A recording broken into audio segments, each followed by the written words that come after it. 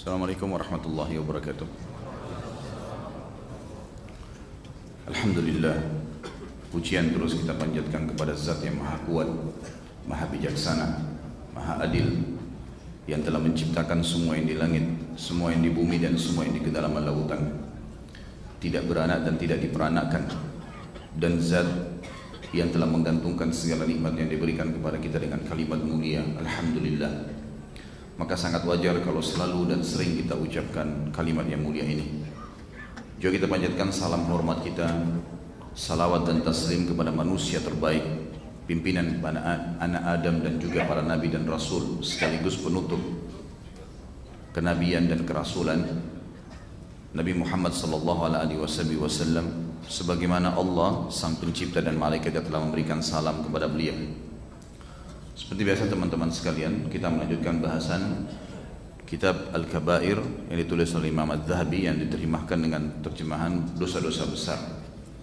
Dan pada malam ini semoga Allah berkahi, kita membahas dosa besar ke-15, sombong, bangga diri, angkuh, ujub, dan congkak.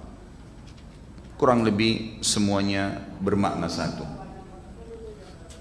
Teman-teman sekalian, Islam datang yang merupakan syariat dari sang pencipta Allah subhanahu wa ta'ala, dan agama itu cuma satu.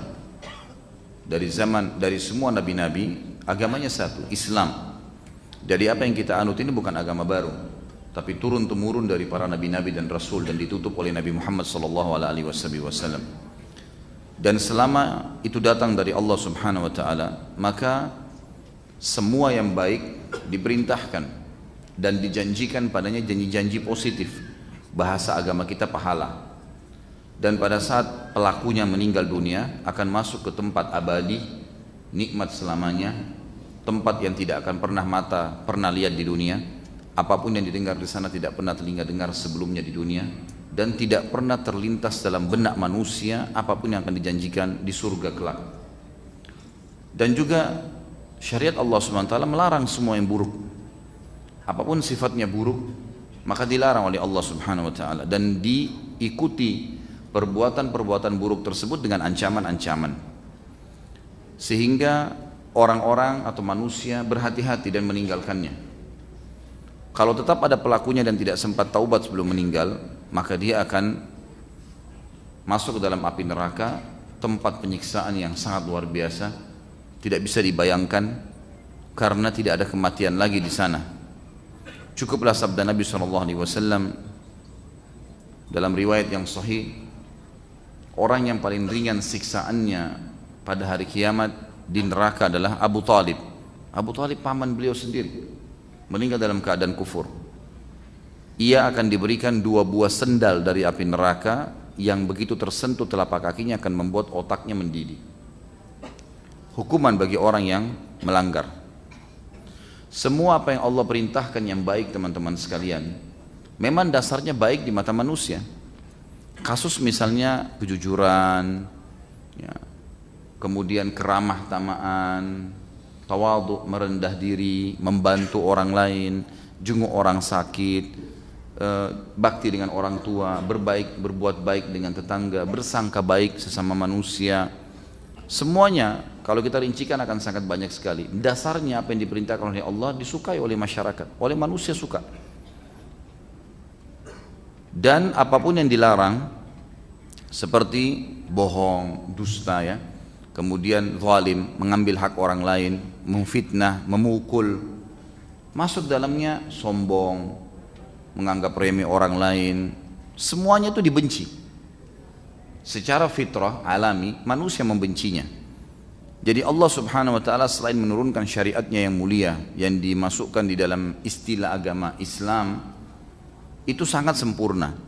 Dan memang Allah hubungkan dengan kecintaannya kepada yang patuh, dan juga kebenciannya kepada orang yang durhaka, serta dijadikan dalam kehidupan realita kita sehari-hari, disukai orang yang patuh dan dibenci orang yang durhaka.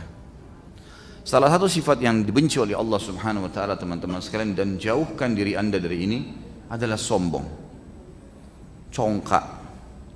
Umumnya kata ulama, kalau mau dibandingkan, sombong itu masuknya ke dalam global sifat. bisa semua perilaku yang menganggap remeh orang lain atau merasa lebih dari orang lain namanya sombong. Tapi kalau kita membahas bangga diri, karena dalam definisi atau dalam terjemahan kitab Kabair ini, kalau ada yang pegang bukunya, ditulis di sini sombong, bangga diri.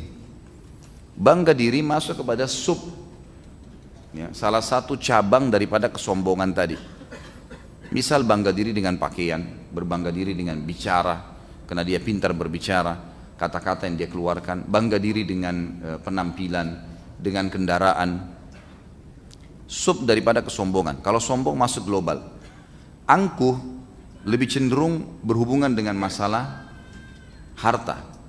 Kalau seseorang memiliki kelebihan harta, maka yang lebih banyak cenderung kepada angkuhnya. Angkuh itu sebagian ulama memberikan definisi adalah mengangkat dagu melebihi batasnya karena menganggap remeh orang. Ini saya rincikan definisi yang disebutkan oleh Imam Az-Zahabi ini, supaya kita tahu sebenarnya perbedaan dasarnya apa saja sih. Kemudian ujub. Ujub itu suka membangga-banggakan amal. Saya udah 10 kali haji. Saya udah 10 tahun ikut taklim. Saya udah 10 tahun pakai jilbab. Saya, semuanya saya. Itu ujub namanya. Masuk dalam sub bahasan sombong. Dan juga congkak. Congkak lebih cenderung kepada gerakan-gerakan tubuh yang sifatnya ya, menunjukkan kelebihan pada orang lain. Ini sifat definisi saja ya. Seperti orang kalau jalannya sengaja membunyikan sepatunya misalnya, karena ingin menunjukkan kepada orang, gitu kan? Itu congkak. Lebih masuk kepada istilah congkak kalau bahasa kita. Saya coba ya rincikan satu persatu dari definisi ini, walaupun sebenarnya semua masuk dalam istilah sombong. Kalau kita sudah tahu teman-teman sekalian dari sekian banyak definisi ini, sombong dari sisi tutur kata, dari sisi tatapan mata, dari sisi pakaian, dari sisi kendaraan, dari sisi cacat jalan, semuanya itu masuk dalam hal dosa besar, berarti tidak ada celah ya, antum untuk berbuat itu. Enggak ada celah sama sekali. Allah Subhanahu wa taala sangat murka dengan orang yang sombong. Dan kira-kira teman-teman sekalian, apa yang antum dapat dengan kesombongan? Kira-kira kalau kita jalan dengan membunyikan sepatu kita agar menunjukkan kepada orang, misal kebetulan dia pakai sepatu laras, sepatu tentara misalnya, dia bukan tentara. Kalau orang mungkin kesehariannya pakai itu, mungkin tidak terlalu berpengaruh pada jiwanya. Tapi mungkin ada seseorang di antara kita sengaja pakai sepatu laras yang dia anggap itu adalah profesi orang lain dan itu berhubungan dengan keperkasaan misalnya, membuat akhirnya dia mengubah cara jalannya, sengaja membunyi-bunyikan sepatunya. Pertanyaannya, dapat apa dia? Apa yang dia dapatkan? Orang akan takut dengan dia? Belum tentu. Kalau memang dia ingin supaya orang lain takut, dan kalaupun orang takut, untuk apa? Bangga ke seseorang kalau orang lain takut pada dia? Apa yang mau dibanggain teman-teman sekalian? Atau orang anggap remeh kita gara-gara justru kita sombong? Untuk apa teman-teman sekalian? Apa yang kita dapat? Bukankah lebih baik kalau kita ramah dengan orang lain, lawannya kita datangkan, ramah dengan orang sehingga orang suka bergaul dengan kita. Salim, salah satu ya, anak Abdullah bin Umar, Salim bin Abdullah bin Umar radhiyallahu rahimahullah, seorang ulama tabi'in yang masyhur. Salim ini memiliki tubuh yang sangat kekar sampai dikatakan dia menciplak tubuh kakeknya Umar bin Khattab. Waktu dia lagi haji, pakai baju ihram, kelihatan tubuhnya sangat kekar. Sampai digambarkan lengannya berbentuk seperti batu, dadahnya berbentuk seperti batu yang keras, perutnya itu seperti batu-batu yang keras. Tapi kalau Salim rahimahullah ngomong, suaranya lembut sekali. Lembut sekali. Sampai dia pernah duduk di Arafah sambil membungkukkan punggungnya supaya tidak terlalu kelihatan ketinggian tubuhnya, karena dia seperti kakeknya. Umar bin Khattab dikatakan cirinya kalau dulu di atas kuda kakinya sampai di tanah, saking tingginya. Begitu pula dengan Salim rahimahullah. Ditanya oleh seseorang, datang kepada dia mengatakan, wahai Salim, apa yang kamu makan sampai membuat postur tubuhmu sekekar ini? Dia mengatakan, aku memakan labu yang dibuatkan menjadi sayur dan aku makannya dengan roti gandum. Hanya itu, kata orang itu, hanya itu. Tidak ada sesuatu yang istimewa yang aku lakukan. Dia merendah rahimahullah dan menyebutkan makanan yang umumnya dia makan. Ada mungkin makanan-makanan yang lain yang mewah tapi dia tidak sebutkan. Sengaja dia tidak sebutkan agar jangan sampai membuka pintu ya merasa lebih daripada orang lain. Kalau orang bertanya kepada Anda, apa yang biasa kita makan? Apa yang biasa Anda makan? Kalau umumnya kita makan misalnya nasi sama tempe, nasi sama tempe. Mungkin kita pernah makan nasi atau makanan yang mewah. Tidak perlu kita pilih, sortir di file pikiran kita, mana makanan yang paling mewah lalu kita sebutkan. Sehingga tersirat sedikit sifat sombong. Untuk apa nih? Nggak ada manfaatnya. Gitu kan? Maka makin kita merendah teman-teman sekalian, maka makin baik. Allah subhanahu wa ta'ala menitipkan pesan melalui lisan Nabi Muhammad sallallahu alaihi wasallam agar mendatangkan lawannya sombong. Sombong dimurkahi, lawannya adalah tawadhu, merendah. Kata Nabi sallallahu alaihi wasallam, "Man tawadha lillah rafa'ahu Allah." Siapa yang merendah karena Allah, maka Allah akan tinggikan derajatnya. Abdullah bin Mubarak rahimahullah, salah satu ulama tabi'in, terkenal orangnya lembut sekali, lembut. Kalau ngobrol orang suka berteman sama dia, karena santunnya, lembutnya, sampai orang berpikir Abdullah bin Mubarak ini adalah orang rumahan, karena lembutnya. Satu waktu di kancah peperangan teman-teman, di kancah jihad, pasukan muslimin bertemu dengan pasukan Rum, dan ini di kancah peperangan lagi saatnya menunjukkan keberanian. Dan memang di pasukan non muslim ini, pasukan Rum ini keluar satu orang yang badannya sangat kekar dan cuma bola matanya yang kelihatan karena semuanya besi dari kepalanya sampai kakinya. Lalu dia memainkan pedang, yang pedang tersebut ya itu dikatakan dalam gambaran riwayat kalau diangkat oleh orang biasa dari pasukan muslimin butuh 2 orang. Besar sekali, kekar, membawa pedang ini. Lalu kemudian dia mulai menghantamkan pedang tersebut karena kuatnya dan tebalnya besinya itu ke batu, dan batu itu bisa pecah 2, batu yang sangat besar di kancah peperangan. Kemudian teriak menantang kaum muslimin. Waktu itu dikatakan tidak ada satupun muslim yang berani maju. Melihat keadaan ini, mereka takut melihat keadaan ini. Keluar dari belakang pasukan teman-teman sekalian seseorang yang postur tubuhnya tidak terlalu besar, sederhana, menggunakan imamahnya ditutup semuanya sampai masuk alisnya, tinggal bola matanya saja.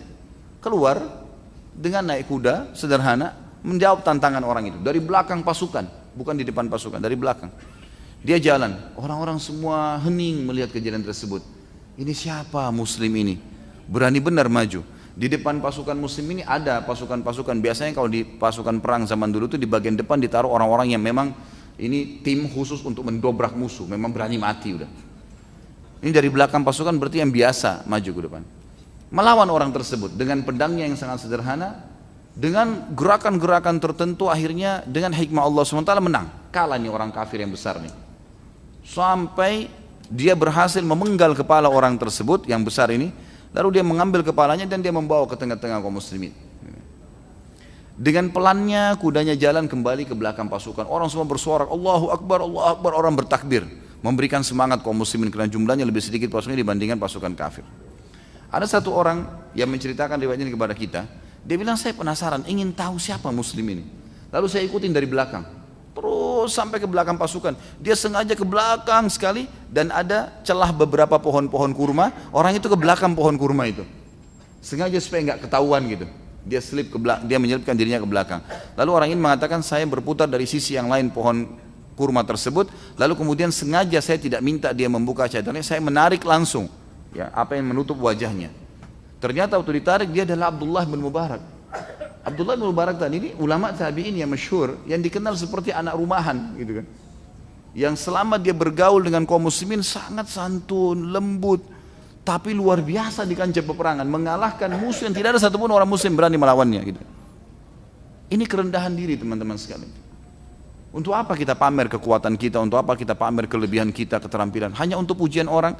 Kalaupun kita dipuji, apa yang kita dapatkan? Bertambahkah kemahiran kita dengan dipuji? Enggak, sama sekali. Bahkan kalau pujian itu berlebihan, bisa membuat kita jadi grogi dan hilang keterampilan itu.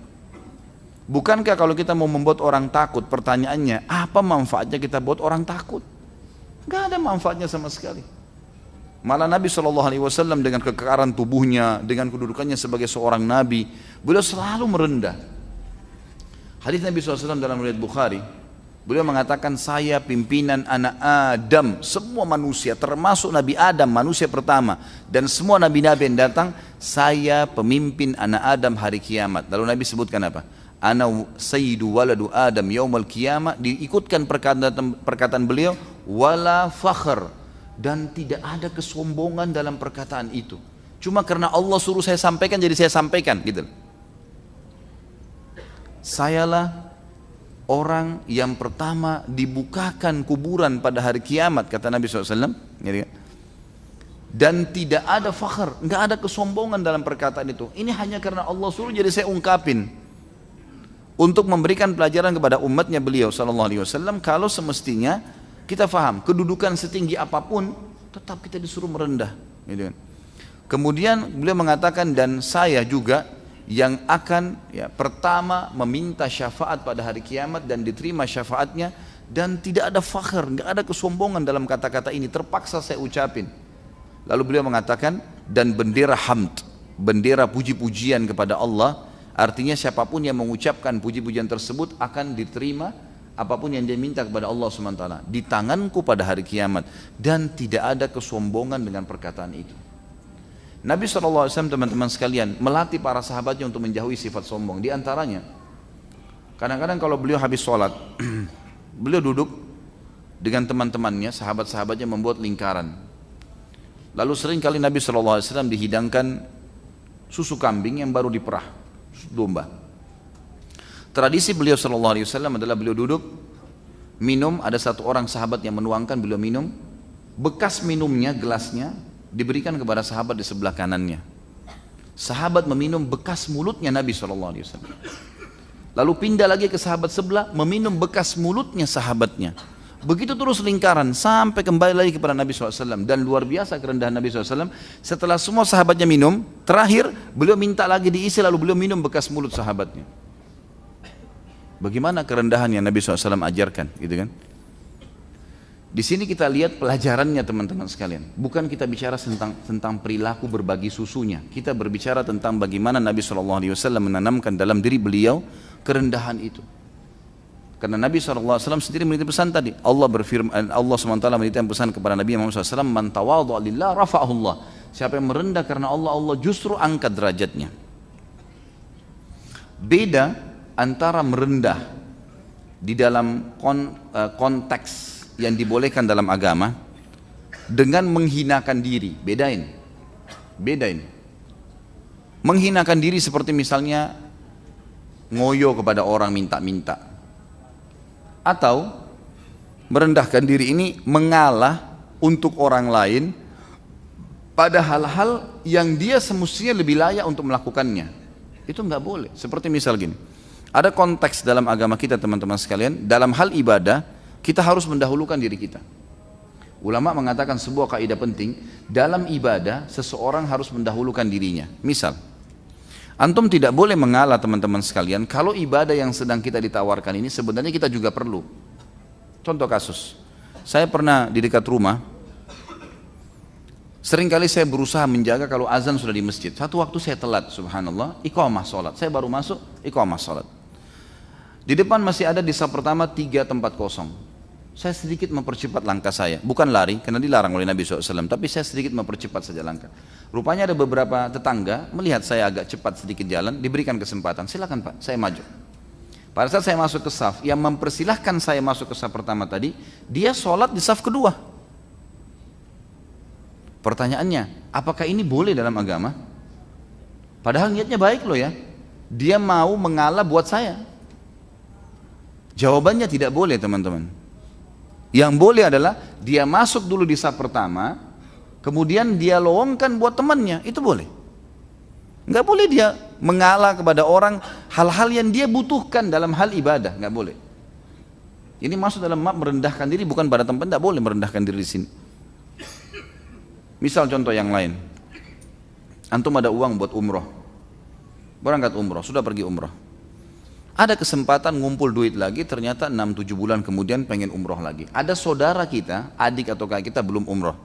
Lalu ada seseorang di antara kita mengatakan, saya sudah umroh 8 bulan yang lalu, biar dia buat saudara saya umroh sekarang. Benarkah perilaku ini? Niatnya baik loh ya.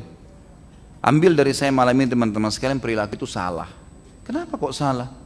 Kan dia sudah umroh yang lalu, benar. Pertanyaannya, apakah umroh yang lalu sudah ada jaminan diterima? Hah? Apakah sudah cukup ibadah itu yang lalu? Bukankah setiap hari ada buku amal kita? Gak bisa. Kita umroh lagi. Kalau ada kelebihan rezeki, ajak dia bersama. Itu baru benar. Letakkan pada tempatnya nih. Gitu kan? Harusnya begitu. Usahakan teman-teman kita selalu hadir di setiap kantong-kantong amal soleh. Dan jangan sia-siakan itu. Contoh kasus. Saya nggak tahu pernah saya sampaikan atau tidak ini, tapi saya terlintas sekarang, saya ingatkan kembali. Kalau teman-teman lagi naik mobil, si A sama si B naik mobil sama-sama. Subhanallah, waktu si A pemilik mobil dan si B duduk di sebelahnya, berhenti di lampu merah, ada orang fakir miskin ketuk jendela. Minta bantuan. Pemilik mobil si A buka kaca mobil, dia keluarkan uang 10.000 rupiah. Kira-kira kalau antum di posisi si B, apa yang antum lakukan selama ini? Hah? Paling antum bilang, oh sudahlah, kau sudah bantu sudah. Iya nggak? Hah? Benar gak ini? Ini kalau saya punya cambuk, saya cambuk nih kan. Nggak ada yang nyaut. Umumnya orang gitu. Peluang emas di depan matanya untuk masuk surga dikasih orang lain. Apa yang harus dia lakukan? Dia ikut 10.000, ini 10.000 juga titip ya, saya ikutin. Atau dia jadi pemicu. Misal gini, fakir miskin tuh lewat, sebelum datang ke mobil, tuh orang miskin, kita bantu yuk, sama-sama. Kita dapat pahala amar ma'rufnya, dapat pahala sedekahnya. Ini enggak, ya sudah dikasih, sudahlah. Sama saja temannya masuk surga, dia enggak. Dicatat amal soleh buat temannya, dia tidak. Ini keliru ini. Kerjakan. Banyak orang begitu. Selalu bangga, teman-teman saya penghafal Al-Quran. Itu teman-teman kamu. Kamu gimana? Kan gitu. Itu teman-teman dicatat kok. Bangga dengan orang tuanya. Ayah saya kiai. Itu ayah kamu. Kamu? Gimana caranya? Ibu saya itu setiap habis subuh baca Quran. Ya ibu kamu baca nggak? Gimana ini? Harusnya begitu. Makanya pepatah bahasa Arab yang bijak mengatakan, laisal fata man yaqulu kana abi kada wa kada.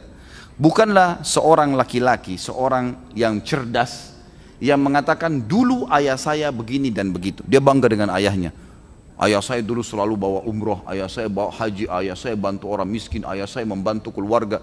Ayah kamu sudah aman. Aman tuh dicatat sama ada malaikat Allah titipin, sekretaris nggak dibayar, gratis.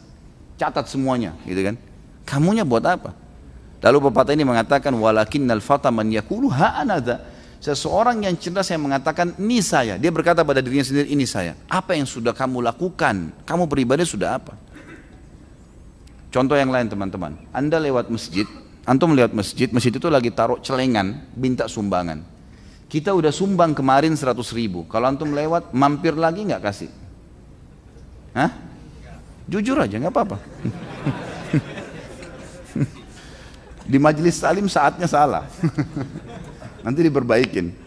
Biasa, setan bisikin kita, kan sudah bantu kemarin. Benar, baik. Yang kemarin sudah dicatat, ada buku amalnya tanggal 17 kemarin sudah tanggal 18. Hah? Yang hari ini gimana? Mampir kasih lagi, kan gitu. Seperti itulah. Jadi posisikan ya, beda orang merendah karena Allah Subhanahu Wa Taala dan beda orang yang menghinakan dirinya. Ini lain. Tidak boleh kita menghinakan diri. Kasus misalnya contoh merendah dengan merendahkan diri. Contoh yang lain. Ada hadis Nabi SAW begini. Kalau kalian sedang jalan, ini kan hadis riwayat Imam Muslim, hadis sahih. Bertemu dengan orang kafir, maka jalanlah ya, dahulukanlah dirimu. Dahulukan diri di sini. Kita kalau jalan ketemu sama orang kafir, jangan kita yang merendah. Jalan biasa saja.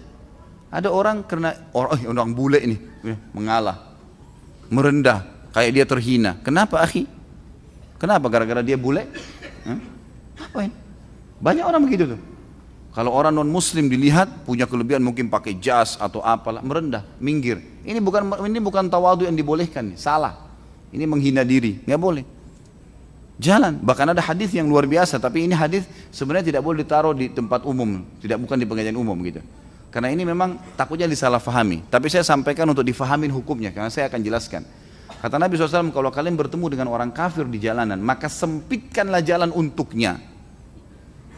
Bagaimana maksudnya itu? Sebentar, jangan salah faham makanya.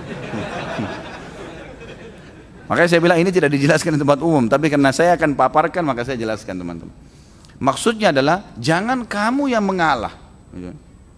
Abu Dujana radhiyallahu anhu pada saat beliau di perang Badar mengambil pedang dari Nabi SAW, setelah begitu terima pedang dari Nabi SAW, pedang khusus, dan janjinya syaratnya dia harus memakai pedang itu sampai bengkok melawan musuh. Gitu kan? Kamu siap Abu Dujana? Saya siap ya Rasulullah. Ambil.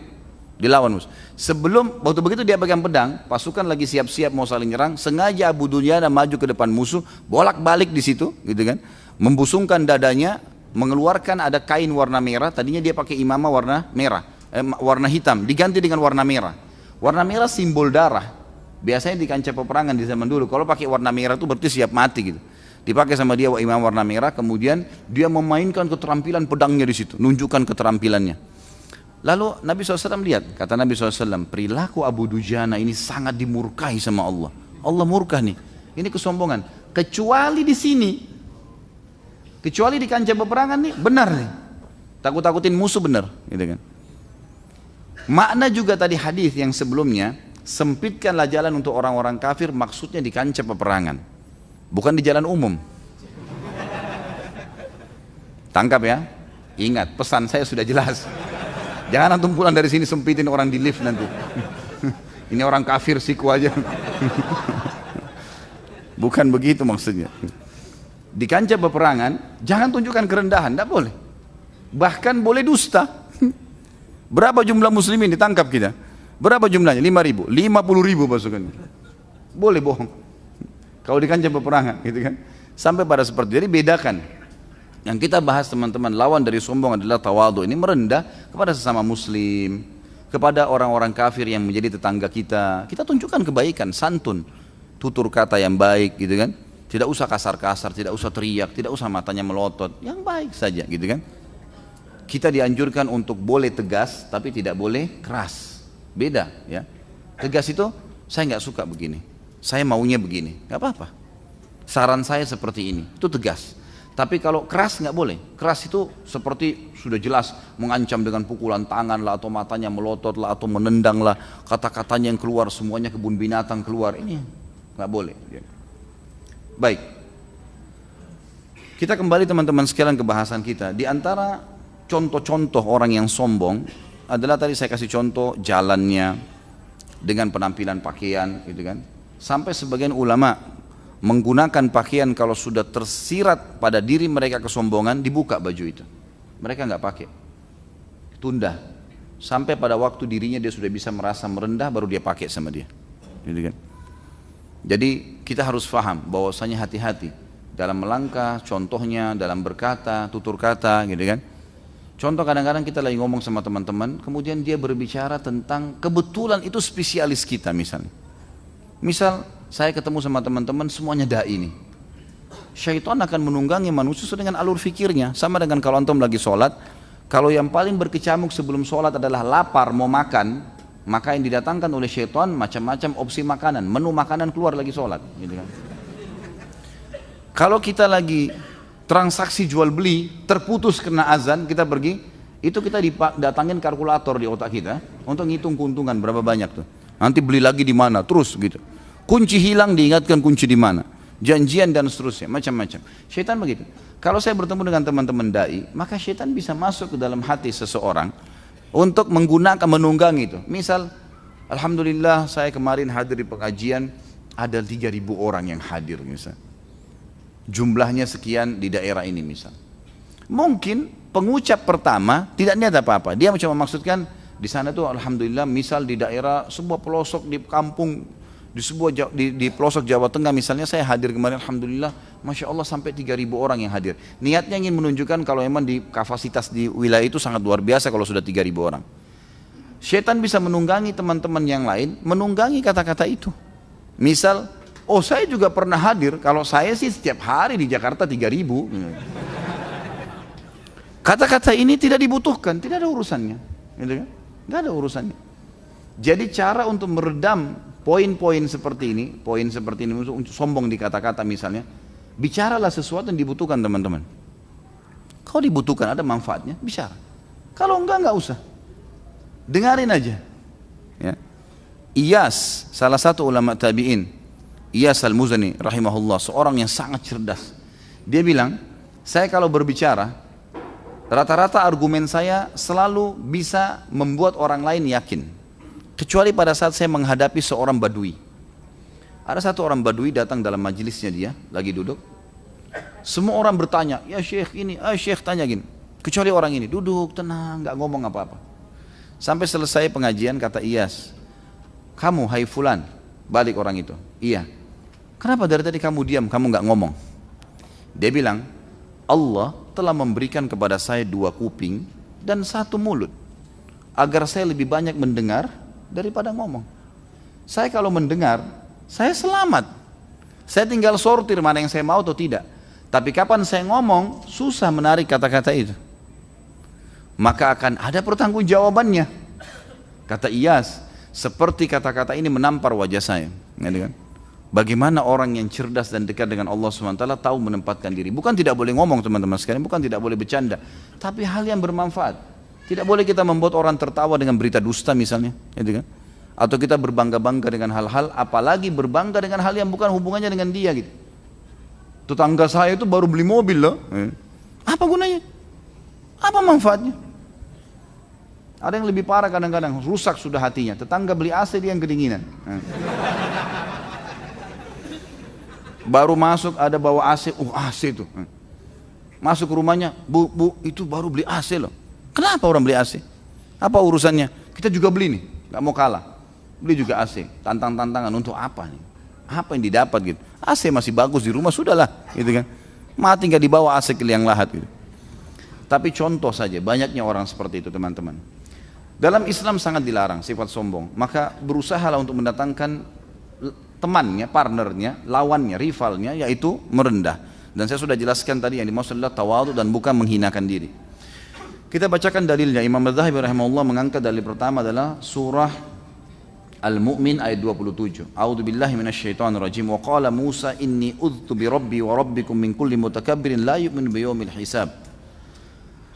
Pada saat Musa alaihissalam mendakwahi Fir'aun, sudah jelas depan mata Fir'aun dia salah, tetap ngotot, tanda kesombongan memang. Maka Musa alaihissalam berkata, sungguhnya aku berlindung kepada Rabbku dan Rabb kalian dari setiap orang yang menyombongkan diri yang tidak beriman kepada hari hisab.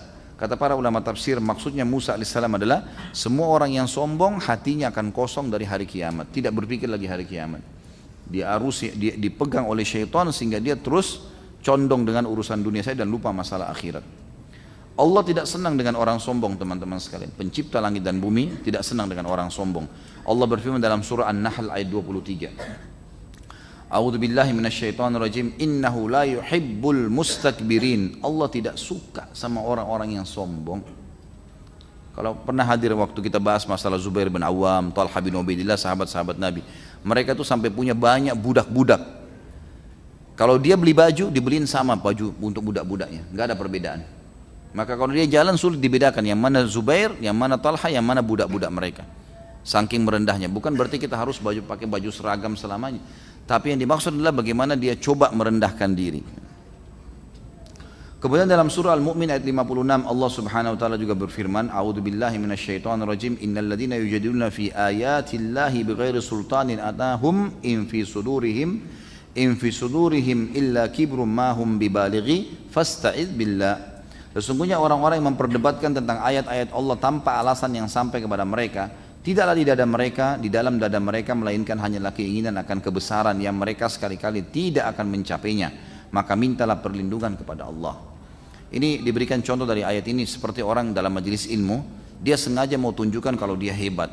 Maka dia selalu bertanya, dia selalu menonjol. Bukan tidak boleh bertanya hal yang dibutuhkan. Kalau nggak dibutuhkan hanya untuk menunjukkan kalau anda hebat, tidak ada gunanya sama sekali. Allah menjelaskan dalam ayat ini, dia tidak akan pernah dapatkan kebesaran yang dia inginkan. Yang ada orang cemooh, ini orang lagi gitu kan.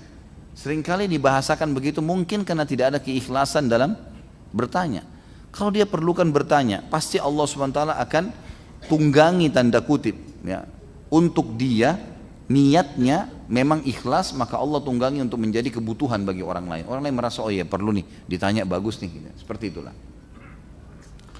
Kata Nabi SAW di dalam hadis ini diriwayatkan Imam Bukhari dalam Kitabul Libas dan Imam Muslim dalam Kitabul Libas juga. Kemudian ada juga perawi-perawi yang lain seperti Nasai dan bisa dilihat kalau punya bukunya di footnote-nya. Kata Nabi SAW, "Bainama rajulun yatabakhtaru fi burdaihi idh khasafa Allah bihil arda fahuwa yatajaljalu fiha ila yaumil qiyamah." Ketika seorang laki-laki sedang berjalan dengan segala kesombongannya dengan menggunakan kedua mantel barunya, bajunya, tiba-tiba Allah menenggelamkannya ke dalam bumi, maka dia meronta-ronta di dalamnya sampai hari kiamat. Ini tentu kalau kita baca letter-letter tidak faham maksudnya, tapi ulama hadis merincikan, mengatakan ada sebagian sahabat menukil bahwasanya ini terjadi pada Bani Israel. Dulu ada pernah orang sombong, kemudian dia jalan lalu Allah Subhanahu wa taala karena kesombongannya ditenggelamkan ke dalam bumi dan dibiarkan oleh Allah Subhanahu wa taala meronta-ronta, gitu kan? Sampai terjadi hari kiamat baru dicabut ruhnya. Ya, disiksa oleh Allah Subhanahu wa taala. Ada juga pendapat di antara mereka yang mengatakan ini terjadi pada umat Muhammad SAW dan bisa terjadi pada siapapun yang seperti itu. Sengaja jalan dengan baju barunya menganggap remeh semuanya orang. Sengaja keluar dengan kendaraannya yang baru, lalu keluarnya niatnya bukan karena menikmati mobil baru, bukan. Untuk menunjukkan kalau dia hebat bisa membeli mobil sekian harganya. Untuk apa ini semua? Enggak perlu, nikmatin boleh. Tapi menjatuhkan orang lain ini tidak boleh sama sekali. Dan ini penyebabnya bisa ditenggelamkan oleh Allah Subhanahu wa taala ke dalam bumi. Allahu a'lam bagaimana prosesnya itu. Ini ancaman dari Nabi SAW bagi orang yang sombong. Orang-orang yang sombong teman-teman sekalian pada hari kiamat nanti akan dibangkitkan ya, pada hari kiamat dalam kondisi sangat kecil seperti semut saja di tengah orang-orang manusia yang besar. Itu disebutkan di dalam hadis riwayat Tirmidzi dalam kitab Sifatul Qiyamah, dan hadis ini ya dijadikan atau disebutkan hasan oleh beliau. Kata Nabi SAW, yuhsyarul jabbaruna wal mutakabbiruna yaumal qiyamati amsalad dzurri yata'humun nas. Orang-orang yang congkak dan sombong akan dikumpulkan pada hari kiamat bagaikan semut-semut hitam kecil yang akan diinjak-injak oleh manusia. Jadi manusia kayak tidak lihat dia di mahsyar, diinjak-injak, tapi tidak mati. Itu sebagai hukuman sebelum kiamat, sebelum masuk neraka. Ini di mahsyar, seperti itu hukumannya. Sebagian ulama salaf berkata, dosa paling pertama yang dimaksiati Allah Subhanahu wa taala adalah sombong. Sebagaimana kita tahu kisah tentang iblis, surah Al-Baqarah ayat 34. A'udzu billahi minasyaitonir rajim wa idz qulna lil malaikati isjudu li adam fasajadu illa iblisa aba wastakbara wa kana minal kafirin. Dan ingatlah ketika kami berfirman kepada para malaikat, sujudlah kalian kepada Adam, maka bersujudlah mereka semua kecuali iblis. Ia enggan dan takabur dan dia tergolong orang-orang yang kafir. Maka barang siapa yang menyombongkan diri terhadap kebenaran sebagaimana yang dilakukan oleh iblis, maka imannya sama sekali tidak berguna baginya. Ini perkataan Imam Adz-Dzahabi rahimahullah. Iblis beriman kepada Allah pada saat itu, tapi karena dia sombong terhadap perintah Allah, enggak mau. Jadi kalau misalnya antum lewat belum sholat, ada orang yang bilang, Pak enggak sholat ya? Oh iya, jazakallah khair, sudah diingatkan. Enggak usah bilang, saya juga tahu kok sholat. Untuk apa balas orang, baik-baik orang ingatin kok. Kenapa? Ada suami diingatin sama istrinya, Mas belum sholat ya? Oh iya, baik terima kasih, jazakallah khair, sudah diingatkan. Kenapa sih? Memang kok kira saya enggak pernah sholat? Dan. Jadi untuk apa dibalas dengan kesombongan? Itu kurang lebih contoh-contohnya orang yang mengikuti iblis, gitu kan? Jadi kebaikan-kebaikan sebenarnya yang diingatkan ditunggangi dengan kesombongan. Ini tidak boleh. Nabi SAW mengingatkan kepada kita, contoh tadi yang saya sebutkan itu, hadis diriwayatkan oleh Imam Tirmidzi dalam kitab Bir Wassilah, dan hadis ini disebutkan dengan sanad sahih. Ya. Kata Nabi SAW, al-kibru safahul haqqi wa ghamsun nas. Riwayat lain dikatakan al-kibru batarul haqqi wa ghamsun nas. Ya. Sombong itu adalah bersikap bodoh terhadap kebenaran dan merendahkan manusia. Kayak tadi saya kasih contoh, diingatkan baik-baik, malah dia balas dengan emosi dan marah. Tidak usah. Teman-teman kantor ajak sholat, ya sudah, oh iya terima kasih, jazakallah khair. Tuh ada orang miskin, kamu nggak bantu ya? Oh iya, jazakallah khair, terima kasih. Gitu kan. Oh yang itu, saya sudah bantu dari kemarin, apa-apa. Balas dengan kesombongan, untuk apa? Nggak usah gitu. terima kasih pada orang. Surah Luqman ayat 18, bunyinya a'udzubillahi minasyaitonirrajim, innallaha la yuhibbu kulla mukhtalin fakhur. Sesungguhnya Allah sangat tidak menyukai orang-orang yang sombong dan membanggakan diri. Allah Subhanahu wa taala menjadikan kesombongan teman-teman sekalian sebagai pakaiannya Allah. Artinya Allah Subhanahu wa taala memang satu-satunya yang berhak untuk sombong. Sifatnya Allah mutakabbir, al-mutakabbir. Itu artinya zat yang maha sombong. Wajar Allah SWT sebagai pencipta. Makanya dalam hadis qudsi riwayat Imam Muslim, kata Nabi SAW, yaqulullahu ta'ala, al-'azamu izari wal kibriya'u ridai faman naza'ani fihima alqaituhu finnar. Allah Ta'ala berfirman, keagungan adalah sarungku dan kesombongan adalah baju kebesaranku. Maka barang siapa yang menyaingiku pada keduanya, niscaya aku akan melemparkannya ke dalam api neraka. Jadi di sini Allah Subhanahu wa taala mengibaratkan kepada kita kalau kesombongan memang bagian daripada sifat Allah Subhanahu wa taala dan tidak boleh makhluknya sombong karena mereka tidak berhak untuk sombong. Kemudian diangkat oleh Imam Adz-Dzahabi hadis selanjutnya. Hadis ini diriwayatkan oleh Imam Bukhari dalam kitab Tafsir dan ada perawi-perawi yang lain. Nabi SAW bersabda, ikhtasamatil jannatu wan naru ila rabbiha faqalatil jannah ay rabbi ma li yadkhuluni du'afa'un nufusi wa saqatuhum wa qalatin nar ya rabbi urithu bil jabbarina wal mutakabbirin.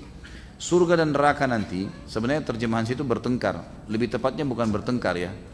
Surga dan neraka berbicara satu sama yang lain dan menghadap kepada Allah sambil berkata, surga berkata, ya rabbi, wahai penciptaku, apa gerangan kenapa aku hanya dimasuki oleh orang-orang yang lemah dan kelas ekonomi bawah? Maksudnya banyaknya orang-orang yang merendah dirinya, itu yang justru masuk ke dalam saya. Surga bertanya pada Allah.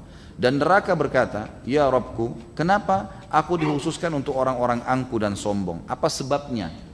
Maka Allah Subhanahu wa taala menjawab mengatakan, tentu dalam buku yang kalau ada yang pegang bukunya enggak dijelaskan panjang lebar hadisnya karena ditulis al-hadith, maksudnya masih bersambung. Sambungannya adalah Allah berfirman kepada surga berkata, kau adalah rahmatku yang aku karuniahi, ya aku balas orang-orang yang patuh kepadaku denganmu, dan hai neraka, kau adalah siksaanku yang aku siapkan untuk menyiksa orang-orang yang justru durhaka kepadaku. Sebentar, azannya sebentar dulu. Kemudian surah Al-Qasas ayat 83 diangkat oleh beliau. Allah Subhanahu wa taala memastikan surga itu hanya akan dihuni dan didapatkan oleh orang-orang yang justru tidak sombong. Kalau orang sombong dan membuat kerusakan di muka bumi, maka tidak ada bagian bagi mereka di surga. Surah Al-Qasas 83 berbunyi, a'udzubillahi minasyaitonirrajim, tilkad darul akhiratu naj'aluha lil ladzina la yuriduna 'uluwan fil ardi wala fasada wal aqibat. Sampai sini terus saksi bahasanya al-ayat. Negeri akhirat itu kami jadikan untuk orang-orang yang tidak ingin menyombongkan diri dan berbuat kerusakan di muka bumi. Khusus surga bagi orang yang justru tidak menyombongkan diri. Surah Luqman ayat 18 berbunyi, a'udzubillahi minasyaitonirrajim, wa la tusaghir khaddaka lin-nasi wa la tamshi fil ardi maraha innallaha la yuhibbu kulla mukhtalin fakhur. Dan janganlah kamu memalingkan mukamu dari manusia karena sombong, dan jangan kamu berjalan di muka bumi dengan angkuh, sesungguhnya Allah tidak menyukai orang-orang yang sombong lagi membanggakan diri. Maksudnya kata beliau, janganlah kamu belokkan wajahmu dari orang lain karena sombong, angkuh dan congkak dengan menganggap remeh, melihat dari samping misalnya atau tidak melihat wajahnya. Nabi SAW punya ciri khas teman-teman sekalian, kalau berbicara dengan para sahabatnya menatap wajah, atau kalau beliau merasa beliau membutuhkan untuk merendahkan diri, maka Nabi SAW melihat ke arah lain dengan menundukkan pandangan beliau SAW. Sampai para sahabat kadang-kadang malu menatap wajah Nabi SAW karena perilaku ini. Seringkali Nabi SAW menatap wajah mereka kalau mendengarkan apa yang sedang disampaikan atau menyampaikan sesuatu, atau Nabi SAW menundukkan wajah beliau walaupun sama laki-laki, ini sesama jenis ya, sesama laki-laki mengarahkan pandangannya ke tempat lain ya, dengan menurunkan pandangan mata untuk menunjukkan bahwasanya dia peduli mendengar apa yang sedang disampaikan oleh sahabatnya. Kemudian Nabi SAW menceritakan kepada kita tentang adanya kejadian seseorang di zaman Nabi SAW tidak mau makan dengan tangan kanannya karena kesombongannya. Jadi rupanya makan tangan kiri itu cirinya orang-orang yang sombong, gitu kan? Dianggap oh ini caranya orang kaya, maka saya harus ikut, misal, gitu kan? Kita tidak harus ikutin itu teman-teman sekalian. Seperti orang kalau makan potongan beef stick atau yang sejenis dengan itu, biasanya kita diberikan garpu sama pisau, gitu kan? Maka umumnya orang menggunakan garpu dengan tangan kiri, pisaunya di tangan kanan, dipotong daging tersebut lalu masuk di tangan kiri ke mulutnya. Ini dilarang dalam Islam, tidak boleh. Ciri orang yang sombong adalah makan tangan kiri, walaupun antum mengatakan saya tidak sombong Ustaz, nggak bisa. Agama sudah mengatakan itu adalah bisa membawa kepada kesombongan. Terjadi di zaman Nabi SAW, disebutkan dalam hadis riwayat Muslim dari Salamah bin Aqwa radhiyallahu anhu, akala rajulun inda Nabi SAW bishimali faqala kul biyaminik, qala la astati', qala la istata'ta ma mana'ahu illa al-kibir fama rafa'u ila fihi ba'd. Seorang laki-laki makan di sisi Nabi SAW dengan tangan kirinya. Lalu Nabi SAW mengatakan, makanlah dengan tangan kananmu. Maka orang itu menjawab, saya tidak bisa. Maka Nabi SAW mengatakan, semoga kau tidak bisa selamanya. Maka dan tidak ada yang menghalanginya kecuali kesombongan. Maka orang tersebut benar-benar tidak bisa lagi mengangkat tangannya ke mulutnya setelah hari itu. Di sini Nabi SAW bukan spontan mendoakan orang buruk. Karena Nabi SAW dapat wahyu, orang ini bisa makan dengan tangan kanan. Tapi dia sengaja tidak mau, karena merasa ini saya orang kaya, saya harusnya makan dengan tangan kiri. Waktu Nabi bilang makan tangan kanan, dia bilang saya nggak bisa. Nggak bisa maksudnya bukan nggak bisa karena memang tangan kanannya sakit misalnya, memang dia tidak mau karena dianggap saya nggak bisa mengubah pola ini. Maka Nabi SAW mendoakan, akhirnya terjadilah hal tersebut. Di sini tentu teman-teman sekalian pelajaran, kalau misalnya antum makan, khusus makan dan minum, walaupun kidal itu harus tangan kanan. Tidak boleh. Jadi kan? Kalau yang lain mungkin masih bisa, mungkin menulis kalau sudah terbiasa, tapi itu pun harus berusaha untuk bisa diubah. Ya, harus diubah. Karena kata Nabi, dikatakan dalam hadis Bukhari, kata Aisyah, karena Nabi SAW yuhibbut tayammun. Nabi SAW sangat gemar dengan menggunakan tangan kanannya. Baik, kita lihat di sini beberapa dalil, tinggal 3 dalil pendek saya bacakan. Hadis muttafaqun alaih, kata Nabi SAW, ala ukhbirukum bi ahlin nar kullu utullin jawadhin mustakbir. Maukah kalian aku tunjukkan siapa penghuni neraka itu? Yaitu setiap orang yang congkak, keras hati dan suka menyombongkan diri. Disebutkan dalam riwayat yang lain, riwayat yang kedua sebelum terakhir, kata Rasulullah SAW dalam hadis yang sahih sesuai dengan syarat Imam Muslim, di putnot nomor 3 diteruskan, diriwayatkan oleh Hakim dalam Mustadraknya. Ma min rajulin yakhtalu fi mishyati wa yata'adham fi nafsi illa laki Allah wa huwa alaihi ghadban. Tidak ada seorang laki-laki pun yang jalan angkuh dan bangga dengan dirinya, melainkan dia akan bertemu dengan Allah sementara Allah murka padanya. Dan hadis yang terakhir teman-teman sekalian, hadis ini diriwayatkan oleh Imam Ibnu Khuzaimah dan Ibnu Hibban dalam sahih mereka berdua, dan mereka mensahihkannya, dan penulis pun Imam Adz-Dzahabi mensahihkan ini. Kata Nabi SAW, awwalu thalathatin yadkhuluna an-nar, 3 golongan yang paling pertama masuk dalam api neraka. Amirun musallid, seorang penguasa yang bengis lagi zalim, suka menindas dan mengambil hak-hak warga masyarakatnya. Wa ghaniyun la yu'addiz zakah, yang kedua orang kaya yang tidak membayar zakat. Kaya melimpah, kenapa enggak keluarin 2,5%-nya? Dianggap itu hukuman yang berat di mata Allah SWT. Dan yang ketiga adalah wa fakirun fakhur, dan orang miskin yang sombong. Kalau orang kaya ada pemicu, tapi itu haram, tetap tidak boleh. Tapi orang miskin terus sombong, apa pemicunya? Enggak ada pemicu. Sama dengan hadis lain, salah satu dari 3 orang yang Allah murkai adalah orang tua yang berzina. Untuk apa orang tua berzina? Orang anak muda saja masih haram, apalagi orang tua gitu kan. Jadi kalau ada pemicu, mungkin Allah Subhanahu wa taala tetap hukuman, tapi standar. Ada hukuman yang berat bagi orang yang di luar daripada batas. Tidak ada kebutuhan tapi dia lakukan. Sebagai penutup, Imam Adz-Dzahabi berkata, dan orang sombong yang paling buruk adalah orang yang menyombongkan diri kepada hamba-hamba Allah dengan ilmunya dan membangga-banggakan diri dengan segala karunia yang dimilikinya. Orang yang seperti ini ilmunya tidak akan memberikan manfaat kepadanya, karena sungguhnya orang yang menuntut ilmu untuk tujuan akhirat, ilmunya akan menyebabkannya merendahkan diri, hatinya akan khusyuk dan jiwanya akan tenang. Lebih dari itu, ilmu itu menjadi pengamat bagi dirinya sendiri, sehingga dia tidak akan pernah bosan untuk mencari akhirat tersebut. Bahkan dia akan terus mengevaluasinya setiap waktu dan mengontrolnya. Lalu apabila dia lalai darinya, maka dirinya akan berpaling dari jalan yang lurus dan menjerumuskannya. Sedang orang yang mencari ilmu hanya untuk berbangga-bangga demi mendapatkan kedudukan, meremehkan orang lain, membodohi dan merendahkan mereka, maka ini adalah di antara dosa besar yang paling besar. Karena sabda Nabi SAW dalam hadis Muslim, tidak akan masuk surga orang yang dalam hatinya terdapat sebesar biji sawi atau biji atom dari kesombongan. Dan ini ya hadis yang diriwayatkan oleh Imam Bukhari yang menjelaskan penutupan bahasan kita tentang pentingnya tidak boleh sombong. Saya tutup teman-teman sekalian dengan perkataan Imam Malik rahimahullah. Imam Malik mengucapkan kata-kata pada Imam Malik salah satu imam madhab yang terkenal. Beliau meninggal tahun 179 Hijriah. Waktu akhir hidup beliau sempat menulis buku namanya Muwatta. Kitab Muwatta salah satu dari 9 buku yang dipakai rujukan dalam ilmu hadis. Maka waktu beliau menulis, murid-muridnya datang mengatakan, wahai imam, orang-orang yang selevel anda, di kalangan anda ulama ini, juga sekarang berlumba-lumba menulis kitab Muwatta, sebab mengetahui kalau anda menulis, dan mereka sengaja memilih nama yang sama. Maka kata Imam Malik kalimat yang sederhana sambil merendahkan suara beliau rahimahullah, beliau mengatakan, maka nalillahi fahuwa baq. Dengan suara yang sangat merendah beliau mengatakan kepada murid-muridnya, apapun yang dikerjakan karena Allah, maka itu akan kekal. Subhanallah, sampai hari ini yang tertinggal dari sekian ratus muwatta yang ditulis pada saat itu hanya muwatta Imam Malik rahimahullah.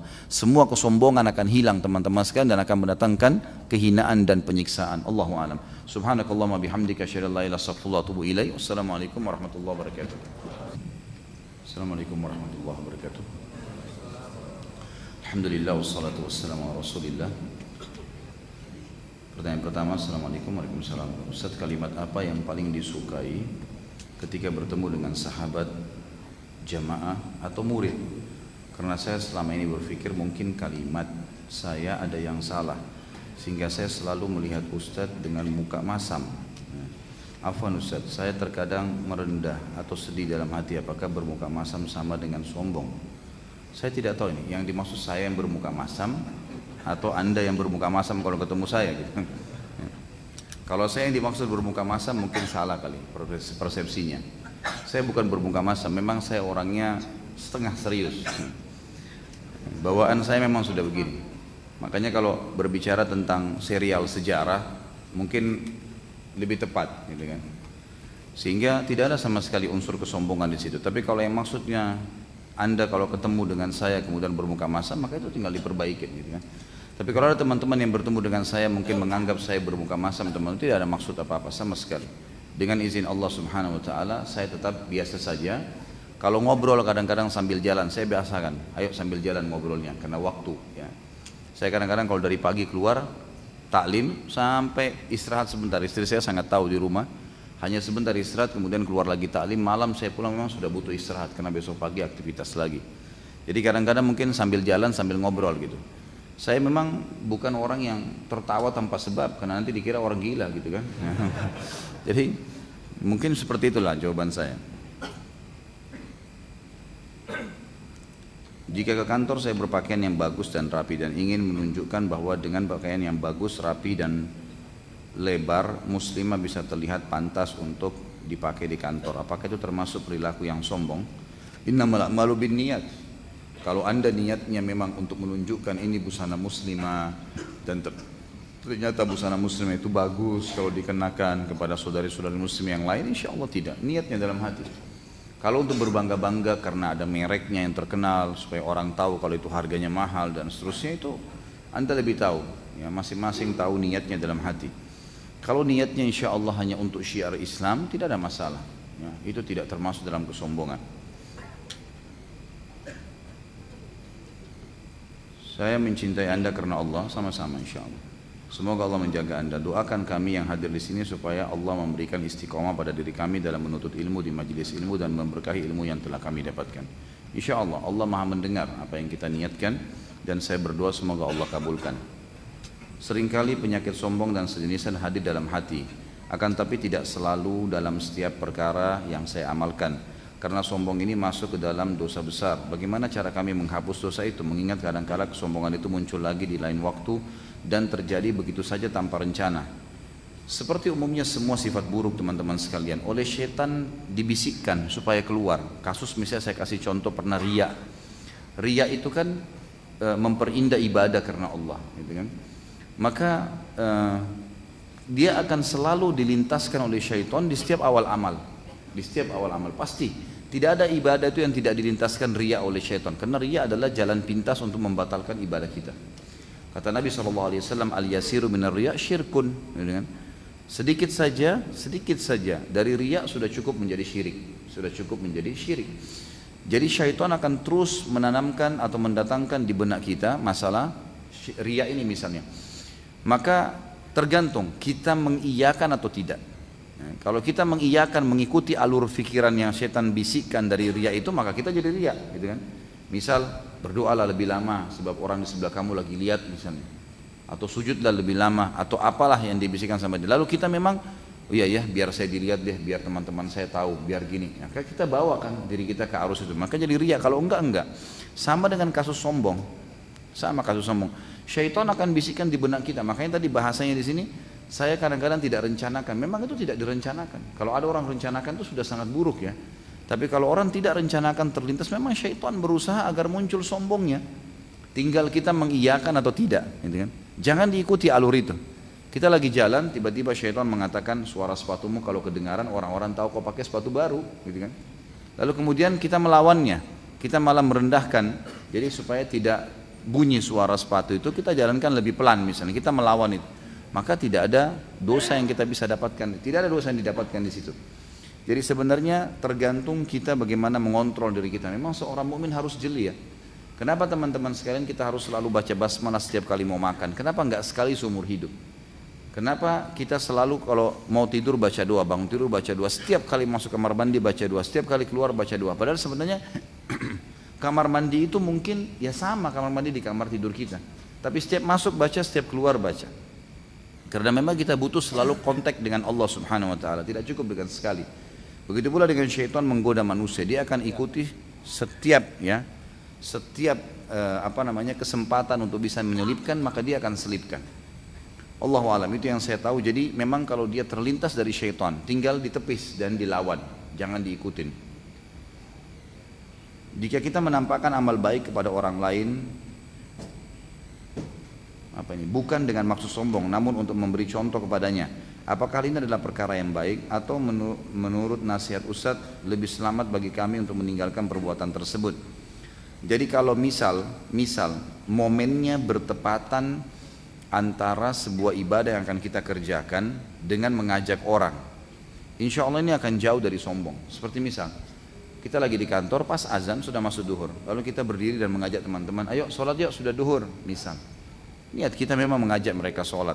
Ini kan momennya bertepatan dengan memang ada ibadah pada saat itu. Ini insya Allah akan lebih aman, jauh dari kesombongan. Dan ini menurut saya Allah alam tidak ada masalah. Tidak ada masalah.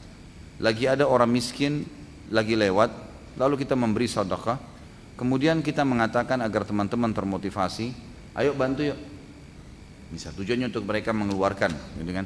Kapan lagi nih bersedekah, motivasi mereka, tidak ada masalah.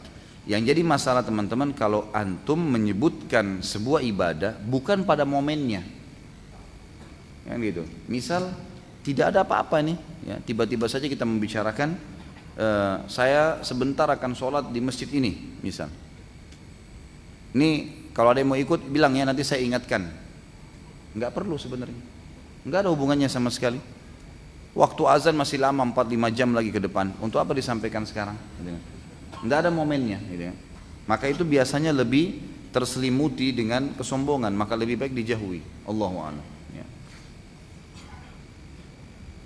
Dalam keseharian misalnya kumpul keluarga dan teman ataupun dalam grup WhatsApp, terjadi pembahasan suatu topik mengenai agama dan kebetulan kita telah mempelajari dan faham atas topik tersebut.